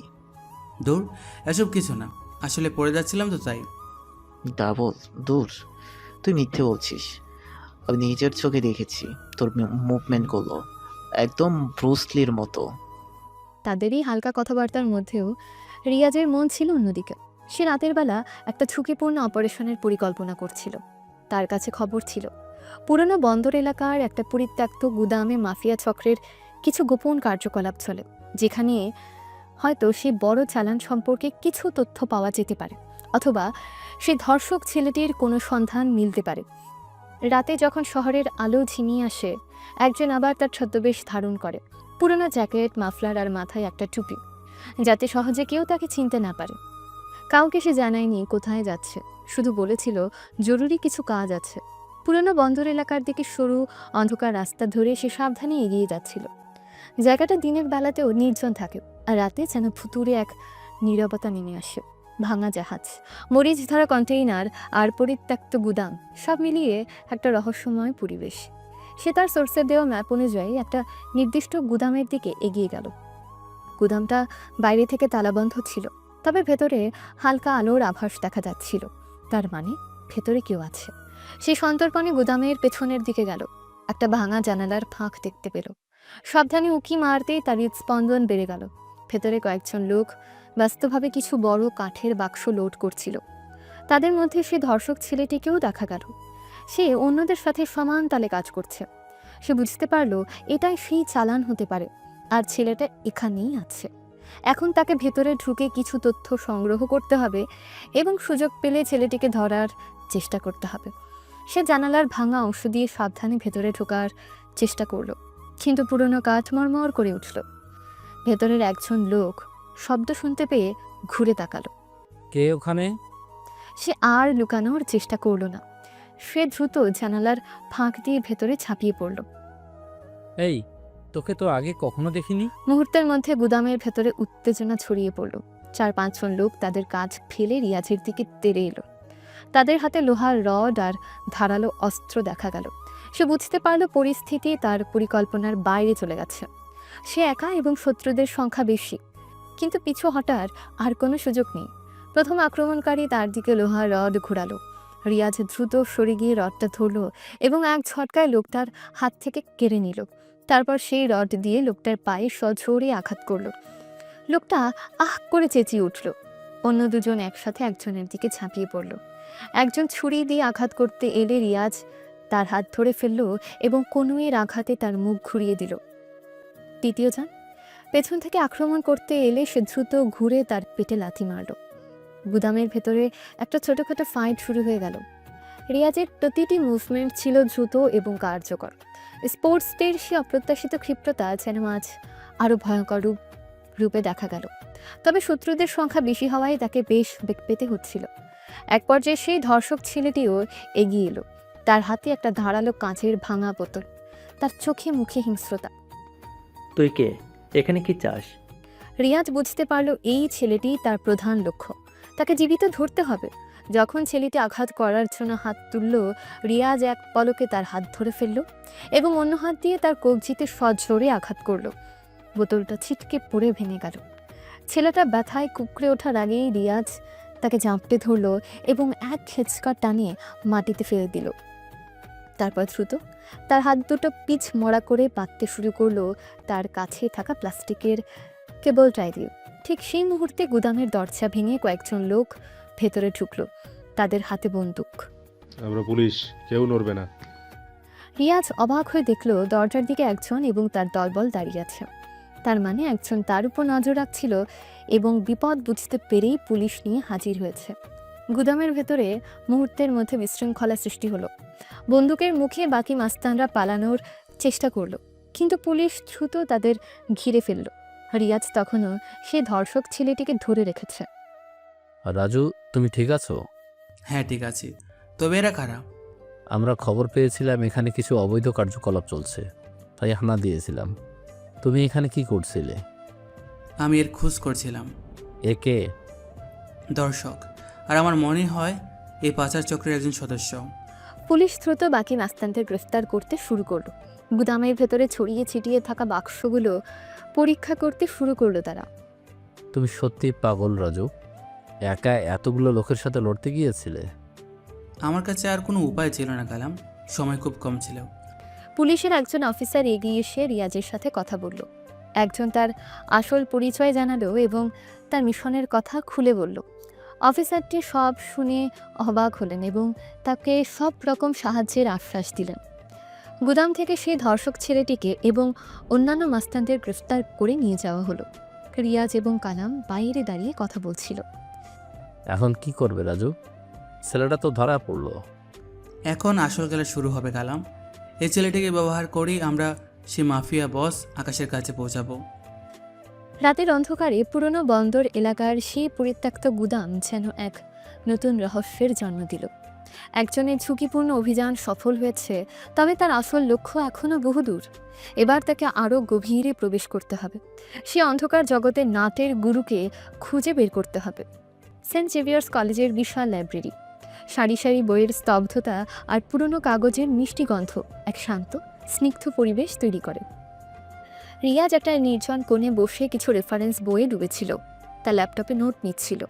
কিছুক্ষণ আগে থেকেই আকাশ কালো করে বৃষ্টি নামতে শুরু করেছে, আর বাতাসের শো শো শব্দ জানালার কাঁচ ভেদ করে ভেসে আসছিল। হঠাৎ লাইব্রেরির অন্য প্রান্ত থেকে কারো পায়ের শব্দ ভেসে এলো। রিয়াজ মুখ তুলে দেখল সোনালি দ্রুত পায়ে হেঁটে একটা নির্দিষ্ট সেকশনের দিকে যাচ্ছে। তার হাতে কয়েকটা বই আর কপালে চিন্তার ভাঁজ। কিছুক্ষণ পর সোনালিও একটা খালি টেবিল খুঁজে নিয়ে পড়াশোনায় মন দিল। বৃষ্টি ক্রমশ জোরদার হতে শুরু করলো। বিদ্যুতের চমক আর মেঘের গর্জনে বাইরের জগৎ যেন হঠাৎ করে স্তব্ধ হয়ে গেল। লাইব্রেরির কর্মীরা ব্যস্ত হয়ে দরজা জানালা বন্ধ করতে শুরু করলেন। কিছুক্ষণ পর লাইব্রেরির প্রধান দরজায় তালা লাগানোর শব্দ শোনা গেল। রিয়াজ ঘড়ি দেখল, বিকেল 5টা বাজে। সাধারণত এই সময় লাইব্রেরি বন্ধ হয়ে যায়, কিন্তু বাইরে এমন দুর্যোগপূর্ণ আবহাওয়া যে যাওয়ার কোনো উপায় নেই। হঠাৎ সোনালি একটা বইয়ের জন্য উঁচু শেলফের দিকে হাত বাড়ালো, কিন্তু নাগাল পেল না। বইটা প্রায় তার মাথার উপরের তাকে রাখা ছিল। উফ! বিরক্তি প্রকাশ করে সোনালি কিছুক্ষণ চেষ্টা করছিল, কিন্তু ব্যর্থ হলো। রিয়াজ তার টেবিল থেকে উঠে দাঁড়ালো। যদি কিছু মনে না করেন, আমি কি আপনাকে সাহায্য করতে পারি? সোনালির চমক ভাঙল। সে এতক্ষণ নিজের চেষ্টাতেই মগ্ন ছিল যে আশেপাশে আর কেউ আছে খেয়ালই করেনি। রিয়াজকে দেখে তার মুখটা সামান্য কঠিন হয়ে গেল। না ধন্যবাদ, আমি নিজেই পারবো, ঠান্ডা স্বরে বলল সোনালি, যদিও তার চোখে মুখে স্পষ্ট হতাশার ছাপ ছিল। রিয়াজ কিছুক্ষণ দাঁড়িয়ে রইল, তারপর আলতো হেসে বলল, আসলে আমার মনে হয় ওটা একটু বেশি উঁচুতে রাখা আছে। এই বলে সে এগিয়ে গেল এবং এক টানে বইটা শেলফ থেকে নামিয়ে সোনালির হাতে দিল। সোনালি অনিচ্ছা সত্ত্বেও বইটা নিল। তাদের চোখাচোখি হলো এক মুহূর্তের জন্য। সোনালির চোখে এক ধরনের কৃতজ্ঞতা খেলে গেল, যা রিয়াজের নজর এড়ালো না। ধন্যবাদ, খুব আস্তে করে বলল সোনালি, যেন কথাটা তার মুখ থেকে বের হতে চাইছে না। কোনো ব্যাপার না। স্নেহের হাসি হেসে বলল রিয়াজ। বাইরে তখনও তুমুল বৃষ্টি। লাইব্রেরির নিস্তব্ধতা আরও গাঢ় হলো।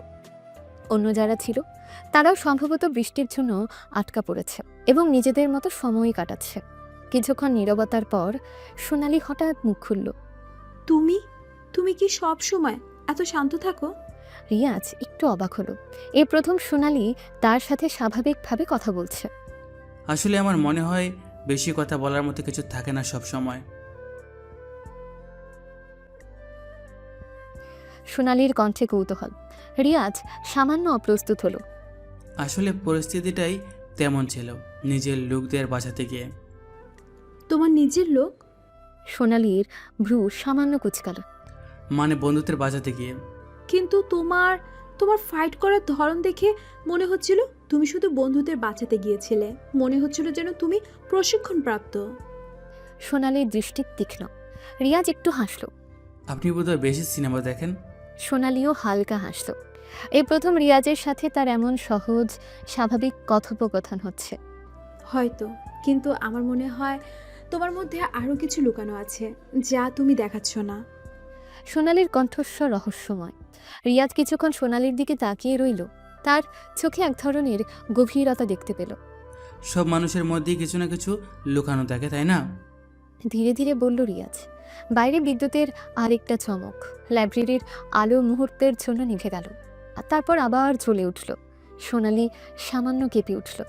তুমি কি ভয় পাচ্ছ? জিজ্ঞেস করলো রিয়াজ। সোনালি সঙ্গে সঙ্গে নিজেকে সামলে নিল। ভয়? আমি কখনো না।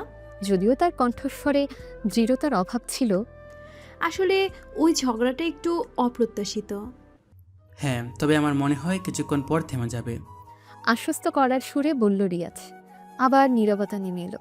দুজনেই বাইরের বৃষ্টির শব্দ শুনছিল। হঠাৎ সোনালি আবার কথা বলল। তুমি গ্রামের ছেলে, তাই না? হ্যাঁ। এখানে একা থাকো? হ্যাঁ। সোনালি কিছুক্ষণ চুপ থেকে বলল, গ্রামের জীবন কেমন? শান্ত ও সবুজ। শহরের মতো এত কোলাহল নেই, তবে সুযোগের অভাব আছে। তাহলে তুমি কেন এখানে এসেছো? রিয়াজ কিছুক্ষণ চুপ থেকে বলল, কিছু স্বপ্ন আছে যা শহরেই পূরণ করা সম্ভব। কি সেই স্বপ্ন? রিয়াজ তার দিকে তাকালো। এই প্রথম সোনালি সত্যিই তার সম্পর্কে জানতে চাইছে বলে মনে হলো। আসলে আমি মানুষের সাহায্য করতে চাই, যারা বিপদে আছে তাদের পাশে দাঁড়াতে চাই। অস্পষ্টভাবে উত্তর দিল রিয়াজ। তার আসল উদ্দেশ্য গোপন রাখল। সোনালি কিছুক্ষণ রিয়াজের মুখের দিকে তাকিয়ে রইল। তার সরলতা যেন তাকে কিছুটা ভাবিয়ে তুলল। তুমি সত্যি অদ্ভুত। অদ্ভুত? হ্যাঁ, তোমার মধ্যে একটা অন্যরকম ব্যাপার আছে যা এই কলেজের আর কারো মধ্যে নেই। হয়তো আপনি ভুল দেখেছেন। না, আমি ভুল দেখছি বলে মনে হয় না। বাইরে বৃষ্টির বেগ কিছুটা কমে এলো। মেঘের গর্জনও আগের চেয়ে শান্ত, বলল রিয়াজ। মনে হচ্ছে বৃষ্টি থামছে। হ্যাঁ। সোনালি জানালা দিয়ে বাইরের দিকে তাকালো। আবার নীরবতা, কিন্তু এই নীরবতা আগের মতন অস্বস্তিকর নয়, বরং এক ধরনের হালকা উষ্ণতা যেন দুজনের মধ্যে বিরাজ করছিল। হঠাৎ সোনালি তার ব্যাগ থেকে একটা ছোট জলের বোতল বের করে রিয়াজের দিকে এগিয়ে দিল। তুমি কি পানি খাবে? রিয়াজ সামান্য অবাক হলো। ধন্যবাদ বলে বোতলটা নিল। জল পান করার সময়ই তাদের চোখাচোখি হলো। সোনালির চোখে এক ধরনের স্নিগ্ধতা দেখতে পেল রিয়াজ, যা আগে কখনো দেখেনি। বৃষ্টি পুরোপুরি থেমে গেল। আকাশ পরিষ্কার হতে শুরু করলো, আর সূর্যের আলো লাইব্রেরির জানালার কাঁচ ভেদ করে এসে পড়ল। রিয়াজ বলে, আমার মনে হয় এবার যাওয়া যেতে পারে। হ্যাঁ। সোনালি উঠে দাঁড়ালো। দুজনেই একসাথে লাইব্রেরির প্রধান দরজার দিকে এগিয়ে গেল। কর্মীরা দরজা খুলে দিয়েছে। বাইরে এসে দুজনে কিছুক্ষণ চুপ করে দাঁড়ালো। চারপাশের ভেজা মাটি আর গাছের পাতার উপর সূর্যের আলো চিকচিক করছিল। সোনালি রিয়াজের দিকে না তাকিয়ে খুব আস্তে করে বলল, আজকের জন্য ধন্যবাদ। কোনো ব্যাপার না। স্নেহের হাসি হেসে বলল রিয়াজ। সোনালি একবার রিয়াজের দিকে তাকালো। তার ঠোঁটের কোণে হালকা একটা হাসি রেখা দেখা গেল। তারপর আর কিছু না বলে দ্রুত তার গাড়ির দিকে এগিয়ে গেল। রিয়াজ দাঁড়িয়ে সোনালির চলে যাওয়া দেখল। তার মনে এক নতুন ধরনের অনুভূতি হচ্ছিল। সোনালির অহংকারের আড়ালে কি সত্যি একাকিত্ব বা অন্য কোনো দুর্বলতা লুকিয়ে আছে? আর তার নিজের মনের মধ্যে সোনালির প্রতি কি কোনো নতুন সুর বাজতে শুরু করেছে? সে কিছুক্ষণ আকাশের দিকে তাকিয়ে রইল, তারপর হোস্টেলের দিকে পা বাড়ালো। আজকের অপ্রত্যাশিত বিকেলে লাইব্রেরিতে আটকে পড়ার ঘটনা যেন তাদের দুজনের সম্পর্কের একটা নতুন দিগন্ত উন্মোচন করে দিয়ে গেল। হয়তো এটাই ভালোবাসার প্রথম অস্পষ্ট ইঙ্গিত ছিল, যা দুজনেই অনুভব করলো কিন্তু প্রকাশ করতে পারল না। ধূসর রঙের থানা চত্বর, বাইরে এখনও একটু একটু করে ঝিরি ঝিরি বৃষ্টি পড়ছে, যা ভেতরের চাপা অস্বস্তি আর উত্তেজনাকে আরও গাঢ় করে তুলেছে। একজন থানার এক কোণে দাঁড়িয়েছিল, তার চোখে মুখে দৃঢ় সংকল্প। গতরাতের অভিযানে ধরা পড়া ধর্ষক ছেলেটিকে কিছুক্ষণ আগে লকআপে ঢোকানো হয়েছে। একজন এখন তার জবানবন্দি নেওয়ার জন্য অপেক্ষা করছে। ইন্সপেক্টর সাহেব, আমি কি এখন আসামিদের সাথে কথা বলতে পারি? ইন্সপেক্টর জয় ক্লান্ত স্বরে বললেন, আপনি তো সেই কলেজের ছাত্র, তাই না? আমাদের সাহায্য করেছিলেন। হ্যাঁ অবশ্যই, তবে বেশি সময় নষ্ট করবেন না, বেটা মুখ খুলতে চাইছে না। একজন ধন্যবাদ জানিয়ে লকআপের দিকে এগিয়ে গেল। লোহার গরাদ ভেদ করে ভেতরে আবছা অন্ধকার দেখা যাচ্ছিল। একটা স্যাঁতস্যাঁতে গন্ধ আর বদ্ধ বাতাসের ভ্যাপসা ভাব সেখানে জমাট বেঁধে আছে। ধর্ষক ছেলেটার নাম জাহিদ। লকআপের এক কোণে কুণ্ডলি পাকিয়ে বসেছিল। তার মুখ ফোলা, চোখের কোণে কালশিটে দাগ। পুলিশের জেরার ধকলে সে ক্লান্ত, কিন্তু তার চোখে এখনও একটা চাপা ঔদ্ধত্যের ভাব। জাহিদ, আমার নাম রিয়াজ। আমি তোর সাথে কিছু কথা বলতে এসেছি। আমার কিছু বলার নেই। তোর না থাকলেও আমার অনেক কিছু জানার আছে, বিশেষ করে আকাশ সম্পর্কে। ছেলেটার শরীর সামান্য শক্ত হলো। তার চোখে পলকের জন্য আতঙ্কের ছায়া পড়ল, কিন্তু পরক্ষণেই তা মিলিয়ে গেল। আকাশ, আমি চিনি না কাউকে। মিথ্যা বলিস না জাহিদ, আমি জানি তুই আকাশের দলের একজন সামান্য গুটি। সেই বড় চালান, পুরনো বন্দরের গুদাম, সব কিছু আমার জানা আছে। ছেলেটা চুপ করে রইল, তার চোয়াল শক্ত হয়ে উঠল। তুই যদি এখন সত্যি না বলিস, তাহলে পরিস্থিতি তোর জন্য আরও খারাপ হবে। আমরা শুধু তোকে ধরিনি, আমরা আকাশের পুরো চক্রটাকে ভেঙে দিতে এসেছি। তোমরা কিছুই করতে পারবে না। আকাশ অনেক শক্তিশালী। শক্তিশালী? যে নিজের দলের লোকদের ব্যবহার করে ভিন্ন কাজ করায়, যে নারীদের জীবন নষ্ট করে, তার শক্তি কতটুকু? ছেলেটা চুপ করে রইল। তার ভেতরের ভয় ক্রমশ বাড়ছে। তুই কি জানিস তোর কুকর্মের শিকার হওয়া মেয়েটি কতটা কষ্ট পেয়েছে? তার জীবনটা তুই তছনছ করে দিয়েছিস। ছেলেটা মুখ নামিয়ে নিল। শুধু এই একটি ঘটনা নয় জাহিদ, আমার কাছে আরও খবর আছে। 2 বছর আগে স্কুলের পথে একটি মেয়েকে ধর্ষণ করে খুন করা হয়েছে, মনে আছে? কথাটা শেষ না হতেই ছেলেটার শরীর যেন বরফ হয়ে গেল। তার চোখ বিস্ফোরিত, মুখ ফ্যাকাশে। ফ্ল্যাশব্যাক 2 বছর আগে ঝলমলে রোদ্দুর। স্কুলের পথে হেঁটে যাচ্ছে বছর 14 এক কিশোরী, নাম রেশমা। তার পিঠে স্কুলের ব্যাগ, চোখে ভবিষ্যতের রঙিন স্বপ্ন। রাস্তার দুপাশে সবুজ গাছপালা, পাখির কলকাকলি। রেশমা গুনগুন করে গান গাইছিল। হঠাৎ একটা নির্জন গলির মুখ থেকে একটা ছায়া বেরিয়ে এলো। একটা ছেলের নাম। হিংস্র দৃষ্টিতে রেশমার দিকে তাকিয়েছিল। তার চোখে লালসা আর পশুত্বের ঝিলিক। ছেলেটা দ্রুত রেশমার কাছে এগিয়ে এলো, তার মুখ চেপে ধরল। রেশমা প্রথমে হতভম্ব হয়ে গেল, তারপর বাঁচার জন্য আপ্রাণ চেষ্টা করতে শুরু করলো। তার হাত পা ছুটতে লাগলো, কিন্তু ছেলেটার শক্তিশালী হাতের বাঁধন আলগা হলো না। ছেলেটা রেশমাকে টেনে হিঁচড়ে গলির ভেতর নিয়ে গেল। প্লিজ প্লিজ আমার সাথে এটা করবেন না। রেশমার কণ্ঠস্বর কান্নায় ভেঙে যাচ্ছিল, তার চোখ ভয়ে বিস্ফারিত। চুপ কর। ধর্ষক গর্জে উঠল, তার মুখ লালচে হয়ে উঠেছে পাশবিক কামনায়। আমার আমার খুব ভয় লাগছে, দয়া করে ছেড়ে দিন আমায়। রেশমা মিনতি করছিল, তার 2 চোখ বেয়ে অশ্রুধারা গড়িয়ে পড়ছিল। নাটক বন্ধ কর, বেশি বাড়াবাড়ি করলে খারাপ হবে। ধর্ষকের গলায় কোনো দয়া ছিল না, শুধু ভোগের উন্মত্ততা। আমি আমি আপনার পায়ে ধরছি, প্লিজ আমার জীবনটা নষ্ট করবেন না। রেশমা মাটিতে লুটিয়ে পড়ল, তার শরীর থরথর করে কাঁপছিল। এত সহজে তোকে ছাড়ছি না। আমার মা একা, আমি বাড়ি না গেলে উনি খুব চিন্তা করবেন, প্লিজ। রেশমার প্রতিটি শব্দ কান্নায় ভেজা ছিল, তার অসহায়তা আকাশ ছুঁয়ে যাচ্ছিল। তোর মায়ের কাছে গিয়ে বলবি তোর সাথে আজ খুব মজা হয়েছে। ধর্ষকের কণ্ঠস্বর ছিল ঘৃণ্য অধ্যত্বে ভরা। আল্লাহ দোহাই, এমন কাজ করবেন না, আমার আর কেউ নেই, প্লিজ।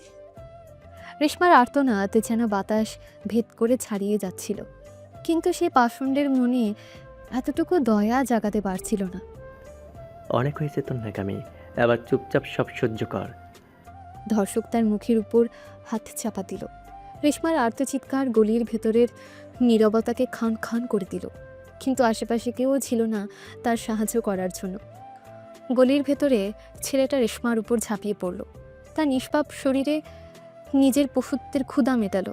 রেশমা কাঁদতে কাঁদতে বাঁচার আকুতি জানালো, কিন্তু ছেলেটার কানে সে আকুতি পৌঁছালো না।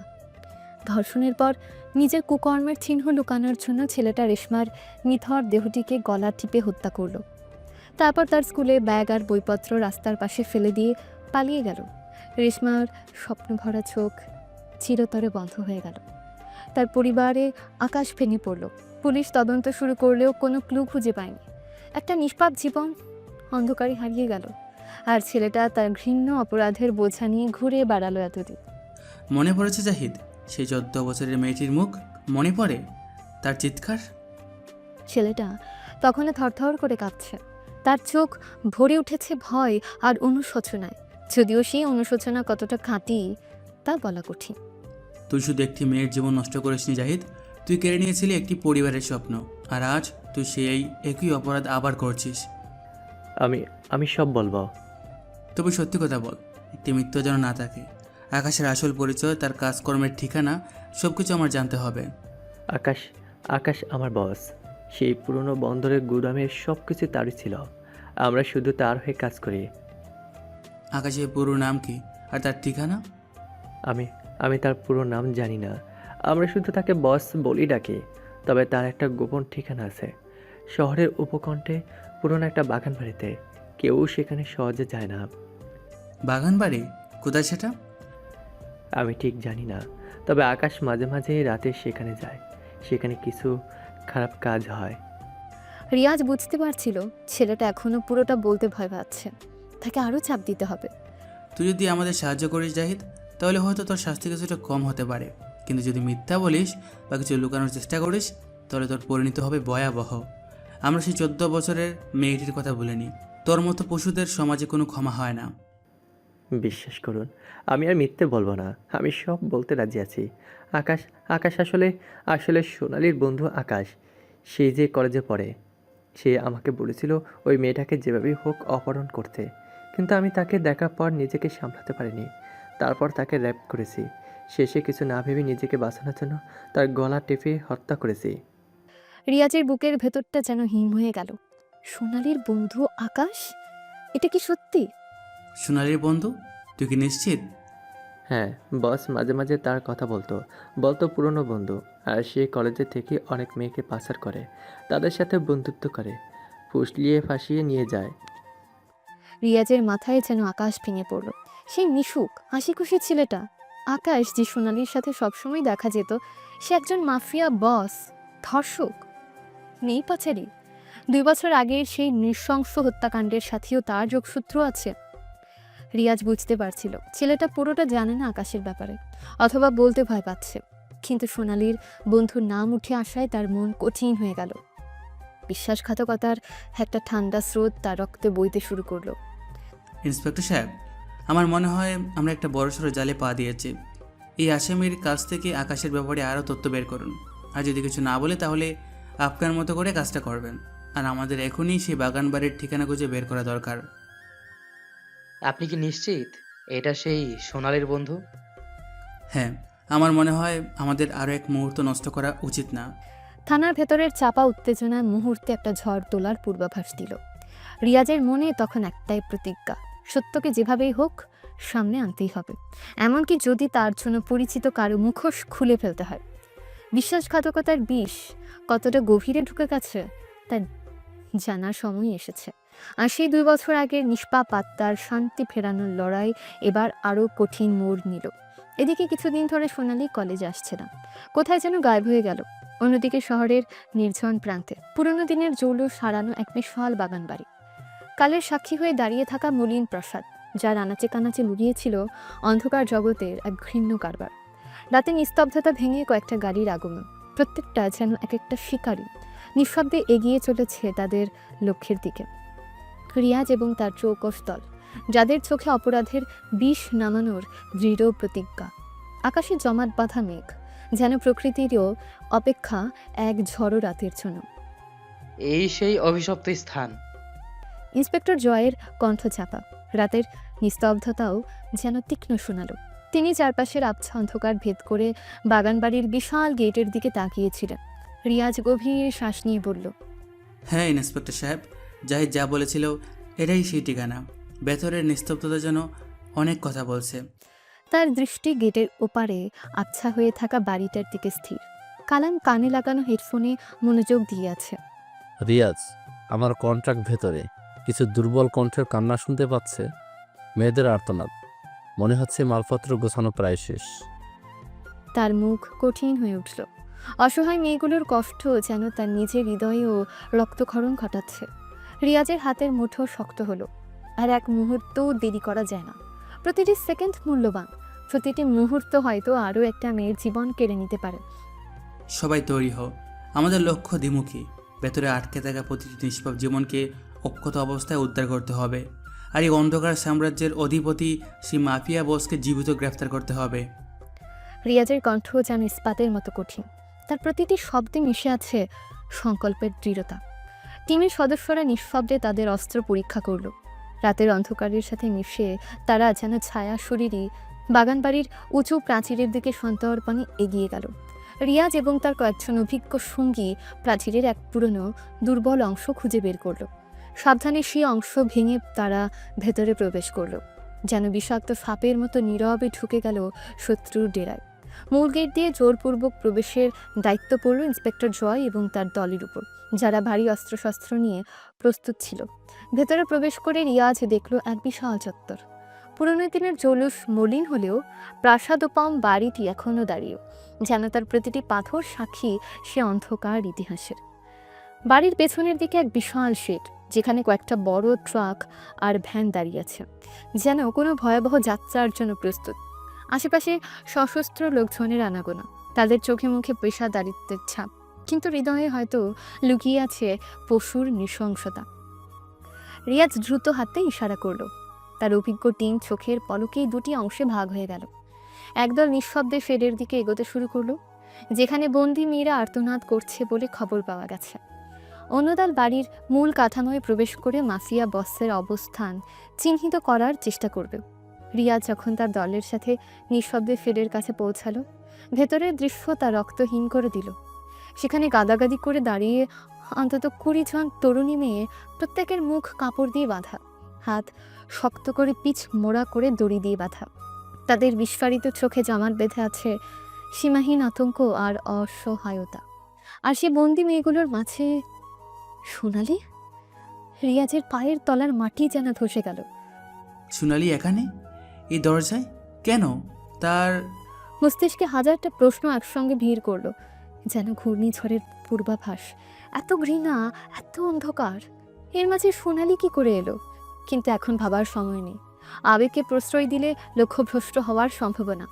ঠিক সেই ভয়ানক মুহূর্তে শেডের ভেতরে টহল দেওয়া এক সশস্ত্র লোক তাদের উপস্থিতি টের পেল। তার তীক্ষ্ণ চিৎকার রাতের নীরবতা খান খান করে দিল। এই তোরা কারা? লোকটার কণ্ঠস্বর তীক্ষ্ণ, তার হাতের বন্দুক উদ্যত হলো। আর কোনো দ্বিধা নয়, রিয়াজের পিস্তল মুহূর্তের মধ্যে গর্জে উঠল। প্রথম বুলেটটি লোকটার বুক ভেদ করে বেরিয়ে গেল, যেন এক পলকেই নিভে গেল একটা পশুর জীবন। বিকট শব্দে চারপাশ কেঁপে উঠল। নীরবতা ভেঙে শুরু হলো এক রক্তক্ষয়ী সংঘর্ষের দামামা। প্রথম গুলির শব্দ যেন সংকেত। চারদিকে ছড়িয়ে থাকা সশস্ত্র পাচারকারীরা ঝাঁপিয়ে পড়ল। এলো পাথারি গুলি, অন্ধকারের বুক চিরে ছুটে চলা আগুনের হলকা। রিয়াজ এবং তার দল দ্রুত বিভিন্ন আড়ালের পেছনে পজিশন নিল। কংক্রিটের থাম, লোহার ব্যারিকেড, যেন প্রশিক্ষিত যোদ্ধাদের দল। তাদের হাতের অস্ত্র গর্জে উঠল পাল্টা আক্রমণে। দূরে দাঁড়িয়ে থাকা কালাম তার স্নাইপার রাইফেলের লেন্স দিয়ে খুঁজে নিল আরও একজন সশস্ত্র প্রহরীকে। নিশানায় স্থির হওয়া হলো, ট্রিগার টিপল, এক নীরব বুলেট মুহূর্তেই ধরাশায়ী করল শত্রুটিকে। ইন্সপেক্টর জয় এবং তার দল ভারী অস্ত্রশস্ত্র নিয়ে মূল গেটের দিকে এগোতে থাকা রিয়াজের টিমকে কভার ফায়ার দিতে শুরু করলো, যেন এক দুর্ভেদ্য প্রাচীর তৈরি হলো আগুনের। শেডের ভেতরে আতঙ্ক আরও বাড়ল। বাধা অবস্থায় থাকা অসহায় মেয়েরা আর্তনাদ করার নিষ্ফল চেষ্টা করছিল। তাদের মুখ বাঁধা থাকায় শুধু গোঙানির শব্দ বের হচ্ছিল। পাচারকারীরা দিশেহারা হয়ে হেলোপাথারি গুলি ছুটতে শুরু করলো। কয়েকজন নরপশু তাদের হাতের বন্দুক বন্দি মেয়েদের দিকেও তাক করলো, যেন তাদের জীবন তুচ্ছ। রিয়াজ যেন ক্ষিপ্র এক চিতা বাঘের মতো সেটের দিকে ছুটে গেল। তার হাতে ধরা পিস্তল যেন মৃত্যুর দূত। একের পর এক নির্ভুল নিশানায় লুটিয়ে পড়ল দুজন পাচারকারী। তাদের আর্তচিৎকার রাতের বাতাসে মিশে গেল। কিন্তু শত্রুদের সংখ্যা ছিল অনেক বেশি। তাদের হাতে অত্যাধুনিক অস্ত্রশস্ত্র। রিয়াজ এবং তার ছোট্ট দলটি ক্রমশ কোণঠাসা হয়ে পড়ছিল। চারদিক থেকে বৃষ্টির মতো ছুটে আসা বুলেটের ঝড় তাদের জন্য কঠিন পরিস্থিতি তৈরি করছিল। ঠিক সেই অগ্নিগর্ভ মুহূর্তে পুলিশের গাড়ির সাইরেনের তীক্ষ্ণ আওয়াজ ভেসে এলো। ইন্সপেক্টর জয় এবং তার সাহসী দল গেট দিয়ে ভেতরে ঢুকে পড়ল, যেন ক্ষুধার্ত নেকড়ের দল ঝাঁপিয়ে পড়ল শিকারের উপর। সংঘর্ষ আরও তীব্র হলো। গোলাগুলির শব্দে বাগান বাড়ি যেন এক সাক্ষাৎ রণক্ষেত্রে পরিণত হলো। রিয়াজ আতঙ্কিত চোখে দেখল কয়েকজন পাচারকারী তাদের পরাজয় নিশ্চিত জেনেও ডেসপারেট হয়ে উঠেছে। তারা কয়েকজন মেয়েকে ধরে জিম্মি করার শেষ চেষ্টা করছে। কেউ এক পাও এগুলে এদের লাশ দেখবে। এক নরপশু চিৎকার করে উঠল, তার নোংরা হাতের বন্দুকের নল সোনালির অসহায় মাথার উপর ঠেকানো। সোনালির বিস্ফারিত চোখে শুধুই ভয় আর বাঁচার আকুতি। রিয়াজের রক্ত যেন জমে বরফ হয়ে গেল। সোনালি, তার চোখের সামনে এত বিপদে, তাকে যে কোনো মূল্যে বাঁচাতে হবে। এক গভীর স্থির শ্বাস নিল রিয়াজ। তার শরীর মুহূর্তে বিদ্যুৎ স্পৃষ্টের মতো গতি পেল। সে এক ভয়ঙ্কর বেগে ছুটে গেল জিম্মি গাড়ির দিকে। চোখের পলকে একটা বিদ্যুতের মতো ডাইভিং রোল করে লোকটার পায়ের কাছে পৌঁছালো এবং তার পায়ের দুর্বলতম অংশে সজোরে লাথি মারল। ভারসাম্য হারালো নরপশুটি। তার হাতের বন্দুক ছিটকে পড়ল দূরে। এক মুহূর্তের সুযোগ, রিয়াজ ঝাঁপিয়ে পড়ল লোকটার উপর। শুরু হলো এক অসম হাতাহাতি লড়াই। লোকটার শারীরিক শক্তি ছিল অনেক বেশি, কিন্তু রিয়াজের ক্ষিপ্রতা, আত্মরক্ষার অদম্য কৌশল আর ভেতরের জমে থাকা ঘৃণা যেন তাকে অমানসিক ক্ষমতা দিল।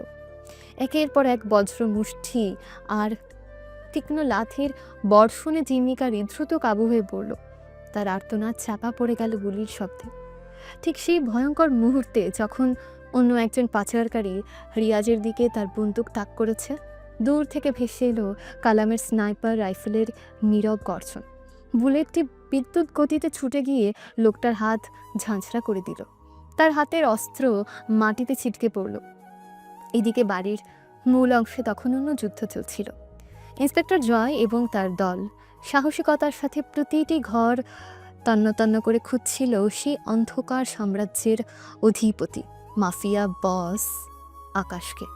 দোতলার একটা বিলাস বহুল কামরায় অবশেষে তারা তার নাগাল পায়। আকাশ, যার চোখে এতক্ষণ ছিল ক্ষমতার ঔদ্ধত্য, আজ তার মুখে পরাজয়ের স্পষ্ট ছাপ। পালানোর এক ব্যর্থ চেষ্টা চালাতে পুলিশের প্রশিক্ষিত দল তাকে ঘিরে ফেলে। আকাশ হতভম্ব, বিশ্বাস করতে পারছে না। তোমরা তোমরা এখানে এলে কি করে? ইন্সপেক্টর জয়ের কণ্ঠস্বরে বিজয়ের দৃঢ়তা। বন্দুক আকাশের দিকে স্থির। আকাশ, তোমার অন্ধকার সাম্রাজ্যের সূর্য অস্তমিত, তুমি গ্রেফতার। আকাশ প্রথমে তার শেষ শক্তি দিয়ে বাধা দেওয়ার চেষ্টা করে, কিন্তু পুলিশের প্রশিক্ষিত দলের সম্মিলিত শক্তির সামনে তার প্রতিরোধ মুহূর্তেই ভেঙে চুরমার হয়েছে। হাতকড়া পরিয়ে তাকে নিচে নামিয়ে আনা হলো। এক সময়ের প্রতাপশালী গ্যাংস্টার আজ অসহায় বন্দী। বাইরের শেডে তখন ধীরে ধীরে নেমে আসছে স্তব্ধতা, তবে তা ভয়ের নয়, মুক্তির। রিয়াজ এবং তার টিম সফলভাবে সব পাচারকারীকে ধরে ফেলেছে। উদ্ধার হওয়া অসহায় মেয়েদের মুখের বাঁধন খোলা হচ্ছে। তাদের চোখে মুখে ধীরে ধীরে ফিরে আসছে জীবনের আলো। সোনালি তখনও হতভম্বের মতন চারপাশের ধ্বংসলীলা দেখছিল, যেন দুঃস্বপ্নের ঘোর এখনো কাটেনি। রিয়াজ এগিয়ে গেল সোনালির দিকে। তার কোমল হাতে নিজের শক্ত হাতের স্পর্শ দিল, খুলে দিল তার হাতের শক্ত বাঁধন। সোনালি, তুমি তুমি এখানে কি করছিলে? রিয়াজের কণ্ঠস্বর গভীর উদ্বেগে ভরা, তার চোখে স্পষ্ট জিজ্ঞাসা। সোনালি ফ্যাল করে তাকিয়ে আছে, যেন কিছুই বুঝতে পারছে না। রিয়াজ, এটা এসব কি হচ্ছিল? তার কণ্ঠস্বর ক্ষীণ, ভয় আর বিভ্রান্তির এক অসহনীয় মিশ্রণ। রিয়াজ বুঝতে পারছিল সোনালি কিছুই জানে না। এই ভয়াবহ চক্রের শিকার সেও, হয়তো তাকেও পাচার করার জন্য ধরে আনা হয়েছিল। তুমি এখন নিরাপদ, আমরা এদের ধরে ফেলেছি। রিয়াজ শান্ত স্বরে বলল, তার চোখে সোনালির জন্য গভীর সহানুভূতি। সোনালি রিয়াজের দিকে তাকিয়ে রইল, তার বিস্ফারিত চোখে ধীরে ধীরে জমা হচ্ছিল অবিশ্বাস, তারপর এক গভীর কৃতজ্ঞতার ঝিলিক, যেন এক কঠিন দুঃস্বপ্ন থেকে জেগে উঠেছে সে। ধীরে ধীরে বাগান বাড়ির ভেতরের সে ভয়ঙ্কর বিশৃঙ্খলা শান্ত হয়ে গেল। পুলিশের গাড়ির আলোয় আলোকিত হলো প্রাঙ্গণ। পাচারকারীদের তোলা হচ্ছে পুলিশের ট্রাকে। উদ্ধার হওয়া মেয়েদের দেওয়া হচ্ছে গরম পানীয় আর কম্বল। প্রাথমিক চিকিৎসার ব্যবস্থা করা হচ্ছে। আকাশ, যার হাতে এতগুলো জীবন নষ্ট হয়েছে, তাকে নিয়ে যাওয়া হচ্ছে একটা আলাদা গাড়িতে। তার চোখে পরাজয়ের কালো ছায়া। মিশন সফল। অন্ধকার জগতের এক কুখ্যাত গ্যাংস্টারের পতন হলো। বহু নিষ্পাপ মেয়ের জীবন রক্ষা পেল। রিয়াজের দীর্ঘ এবং ঝুঁকিপূর্ণ যাত্রা অবশেষে তার সাফল্যের বন্দরে পৌঁছালো। কিন্তু সোনালির এখানে আসার কারণ, সেই রহস্য এখনও তার মনে এক গভীর ক্ষত হয়ে রইল। কেন সোনালি এখানে বন্দী ছিল? এর উত্তর তাকে খুঁজে বের করতেই হবে।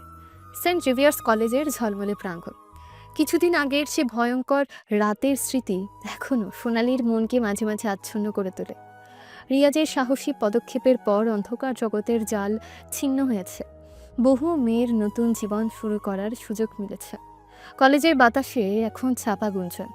রিয়াজের আসল পরিচয় ধীরে ধীরে সকলের কাছে স্পষ্ট হচ্ছে। একজন সাধারণ ছাত্রের আড়ালে যে একজন চৌকস সিআইডি অফিসার লুকিয়েছিলেন, তা জানতে পেরে অনেকে বিস্মিত ও শ্রদ্ধাবনত। তবে সোনালিকার মনে এখনও একটা গভীর ক্ষত, আকাশের বিশ্বাসঘাতকতা। সে হাসি খুশি মিশুক বন্ধুটি কিভাবে তার সাথে এমন জঘন্য প্রতারণা করতে পারল তা ভেবে সে আজও শিউরে ওঠে। ফ্ল্যাশব্যাক কয়েক সপ্তাহ আগের এক পড়ন্ত বিকেল। সোনালি কলেজের গেটের বাইরে দাঁড়িয়ে তার গাড়ির জন্য অপেক্ষা করছিল। আকাশ হাসি মুখে তার কাছে এগিয়ে এলো। হাই সোনালি, একা দাঁড়িয়ে কোথায় যাচ্ছিস? সোনালি হেসে বলল, এই তো গাড়ির জন্য ওয়েট করছি। তুই কোথায় যাচ্ছিস? আমার এক বন্ধুর বাগান বাড়িতে একটা ছোট পার্টি আছে, অনেকদিন পর দেখাবে, যাবি নাকি আমার সাথে? আজ থাক না আকাশ, শরীরটা তেমন ভালো লাগছে না। আরে ইয়ার, একটু ঘুরে এলে মন ভালো হয়ে যাবে, প্লিজ চল না। আমার বন্ধু তোকে দেখলে খুব খুশি হবে। আকাশের আন্তরিক অনুরোধ ফেলতে পারল না সোনালি। পুরনো বন্ধুত্বের খাতিরে রাজি হয়ে গেল সে। আকাশের গাড়িতে তারা দুজনেই রওনা হলো শহরের উপকণ্ঠের দিকে। রাস্তায় আকাশ স্বাভাবিকভাবেই হাসি ঠাট্টা করছিল, পুরনো দিনের গল্প বলছিল। সোনালির মনে সামান্যতম সন্দেহও জাগেনি। বাগান বাড়িতে পৌঁছে সোনালি কিছুটা অবাক হলো। তেমন জাঁকজমকপূর্ণ পার্টি নয়, বরং নীরব আর নির্জন পরিবেশ।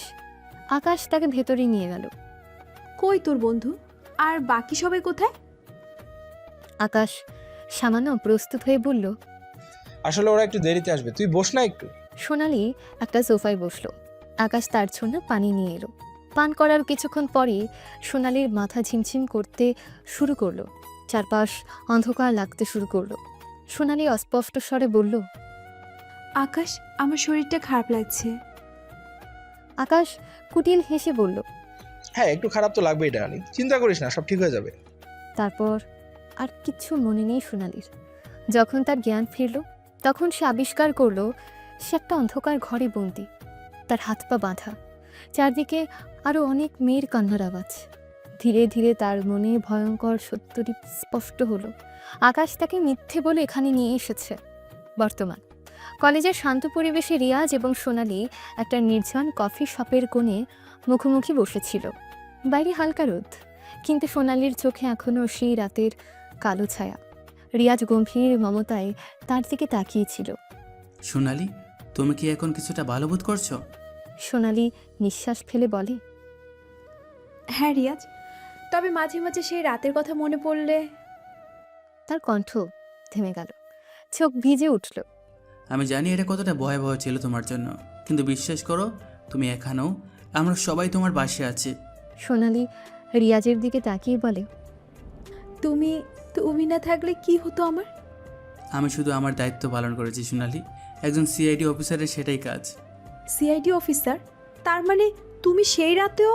হ্যাঁ, আমি আসলে একটা বিশেষ মিশনে এসেছিলাম, তোমাদের কলেজে যা করেছিল সেই ব্যাপারে তদন্ত করছিলাম। কিন্তু কেন তুমি আমাদের বলনি? যদি তোমাদের আসল পরিচয় জানানো যেত তাহলে তোমাদের জীবন আরও বেশি বিপন্ন হতে পারত। আমাদের ছদ্মবেশ রক্ষা করাটা জরুরি ছিল। কিছুক্ষণ নীরবতা। সোনালি ধীরে ধীরে শান্ত হলো। সোনালি, তুমি কি আমাকে বলবে আকাশ কিভাবে তোমাকে সেখানে নিয়ে গিয়েছিল? আমাদের তদন্তের জন্য এটা খুব জরুরি। আকাশ আমার পুরনো বন্ধু ছিল, আমরা একসাথে স্কুলে পড়েছি। সেই বিকেলে সে আমাকে তার বন্ধুর বাগান বাড়িতে পার্টি দেওয়ার কথা বলে রেখেছিল। আমি বিশ্বাস করেছিলাম ওকে। আমি বুঝতে পারছি সোনালি, তোমার কষ্ট আমি অনুভব করতে পারছি। সে আমাকে পানিতে কিছু মিশিয়েছিল, আর তারপর আর আমার কিচ্ছু মনে নেই। যখন জ্ঞান ফিরল তখন আমি সেই অন্ধকার ঘরে বন্দি। তার শরীর আবার কেঁপে উঠল। আরে কেঁদো না সোনালি, সেদিন শেষ হয়ে গেছে, আকাশ তার কর্মের ফল ভোগ করবে। আমি চাই সেই শাস্তি পাক। সে শুধু আমার জীবন না, আরো কত মেয়ের জীবন নষ্ট করেছে। আমরা আইনের পথে তার উপযুক্ত শাস্তি নিশ্চিত করব। তাদের নীরবতা ভেঙে বাইরে কোলাহলের শব্দ ভেসে এলো। কলেজের কিছু ছাত্রছাত্রী তাদের দিকে তাকিয়ে ফিসফিস করছিল। মনে হচ্ছে কলেজে আমার আসল পরিচয় জানাজানি হয়ে গেছে। সোনালিও হালকা হাসলো। হ্যাঁ, কাল রাতে টিভিতে নিউজে সব দেখেছি, সবাই খুব অবাক হয়েছে। তবে সবচেয়ে বেশি অবাক হয়েছিলে তুমি, তাই না? একটু তো হয়েছিলাম।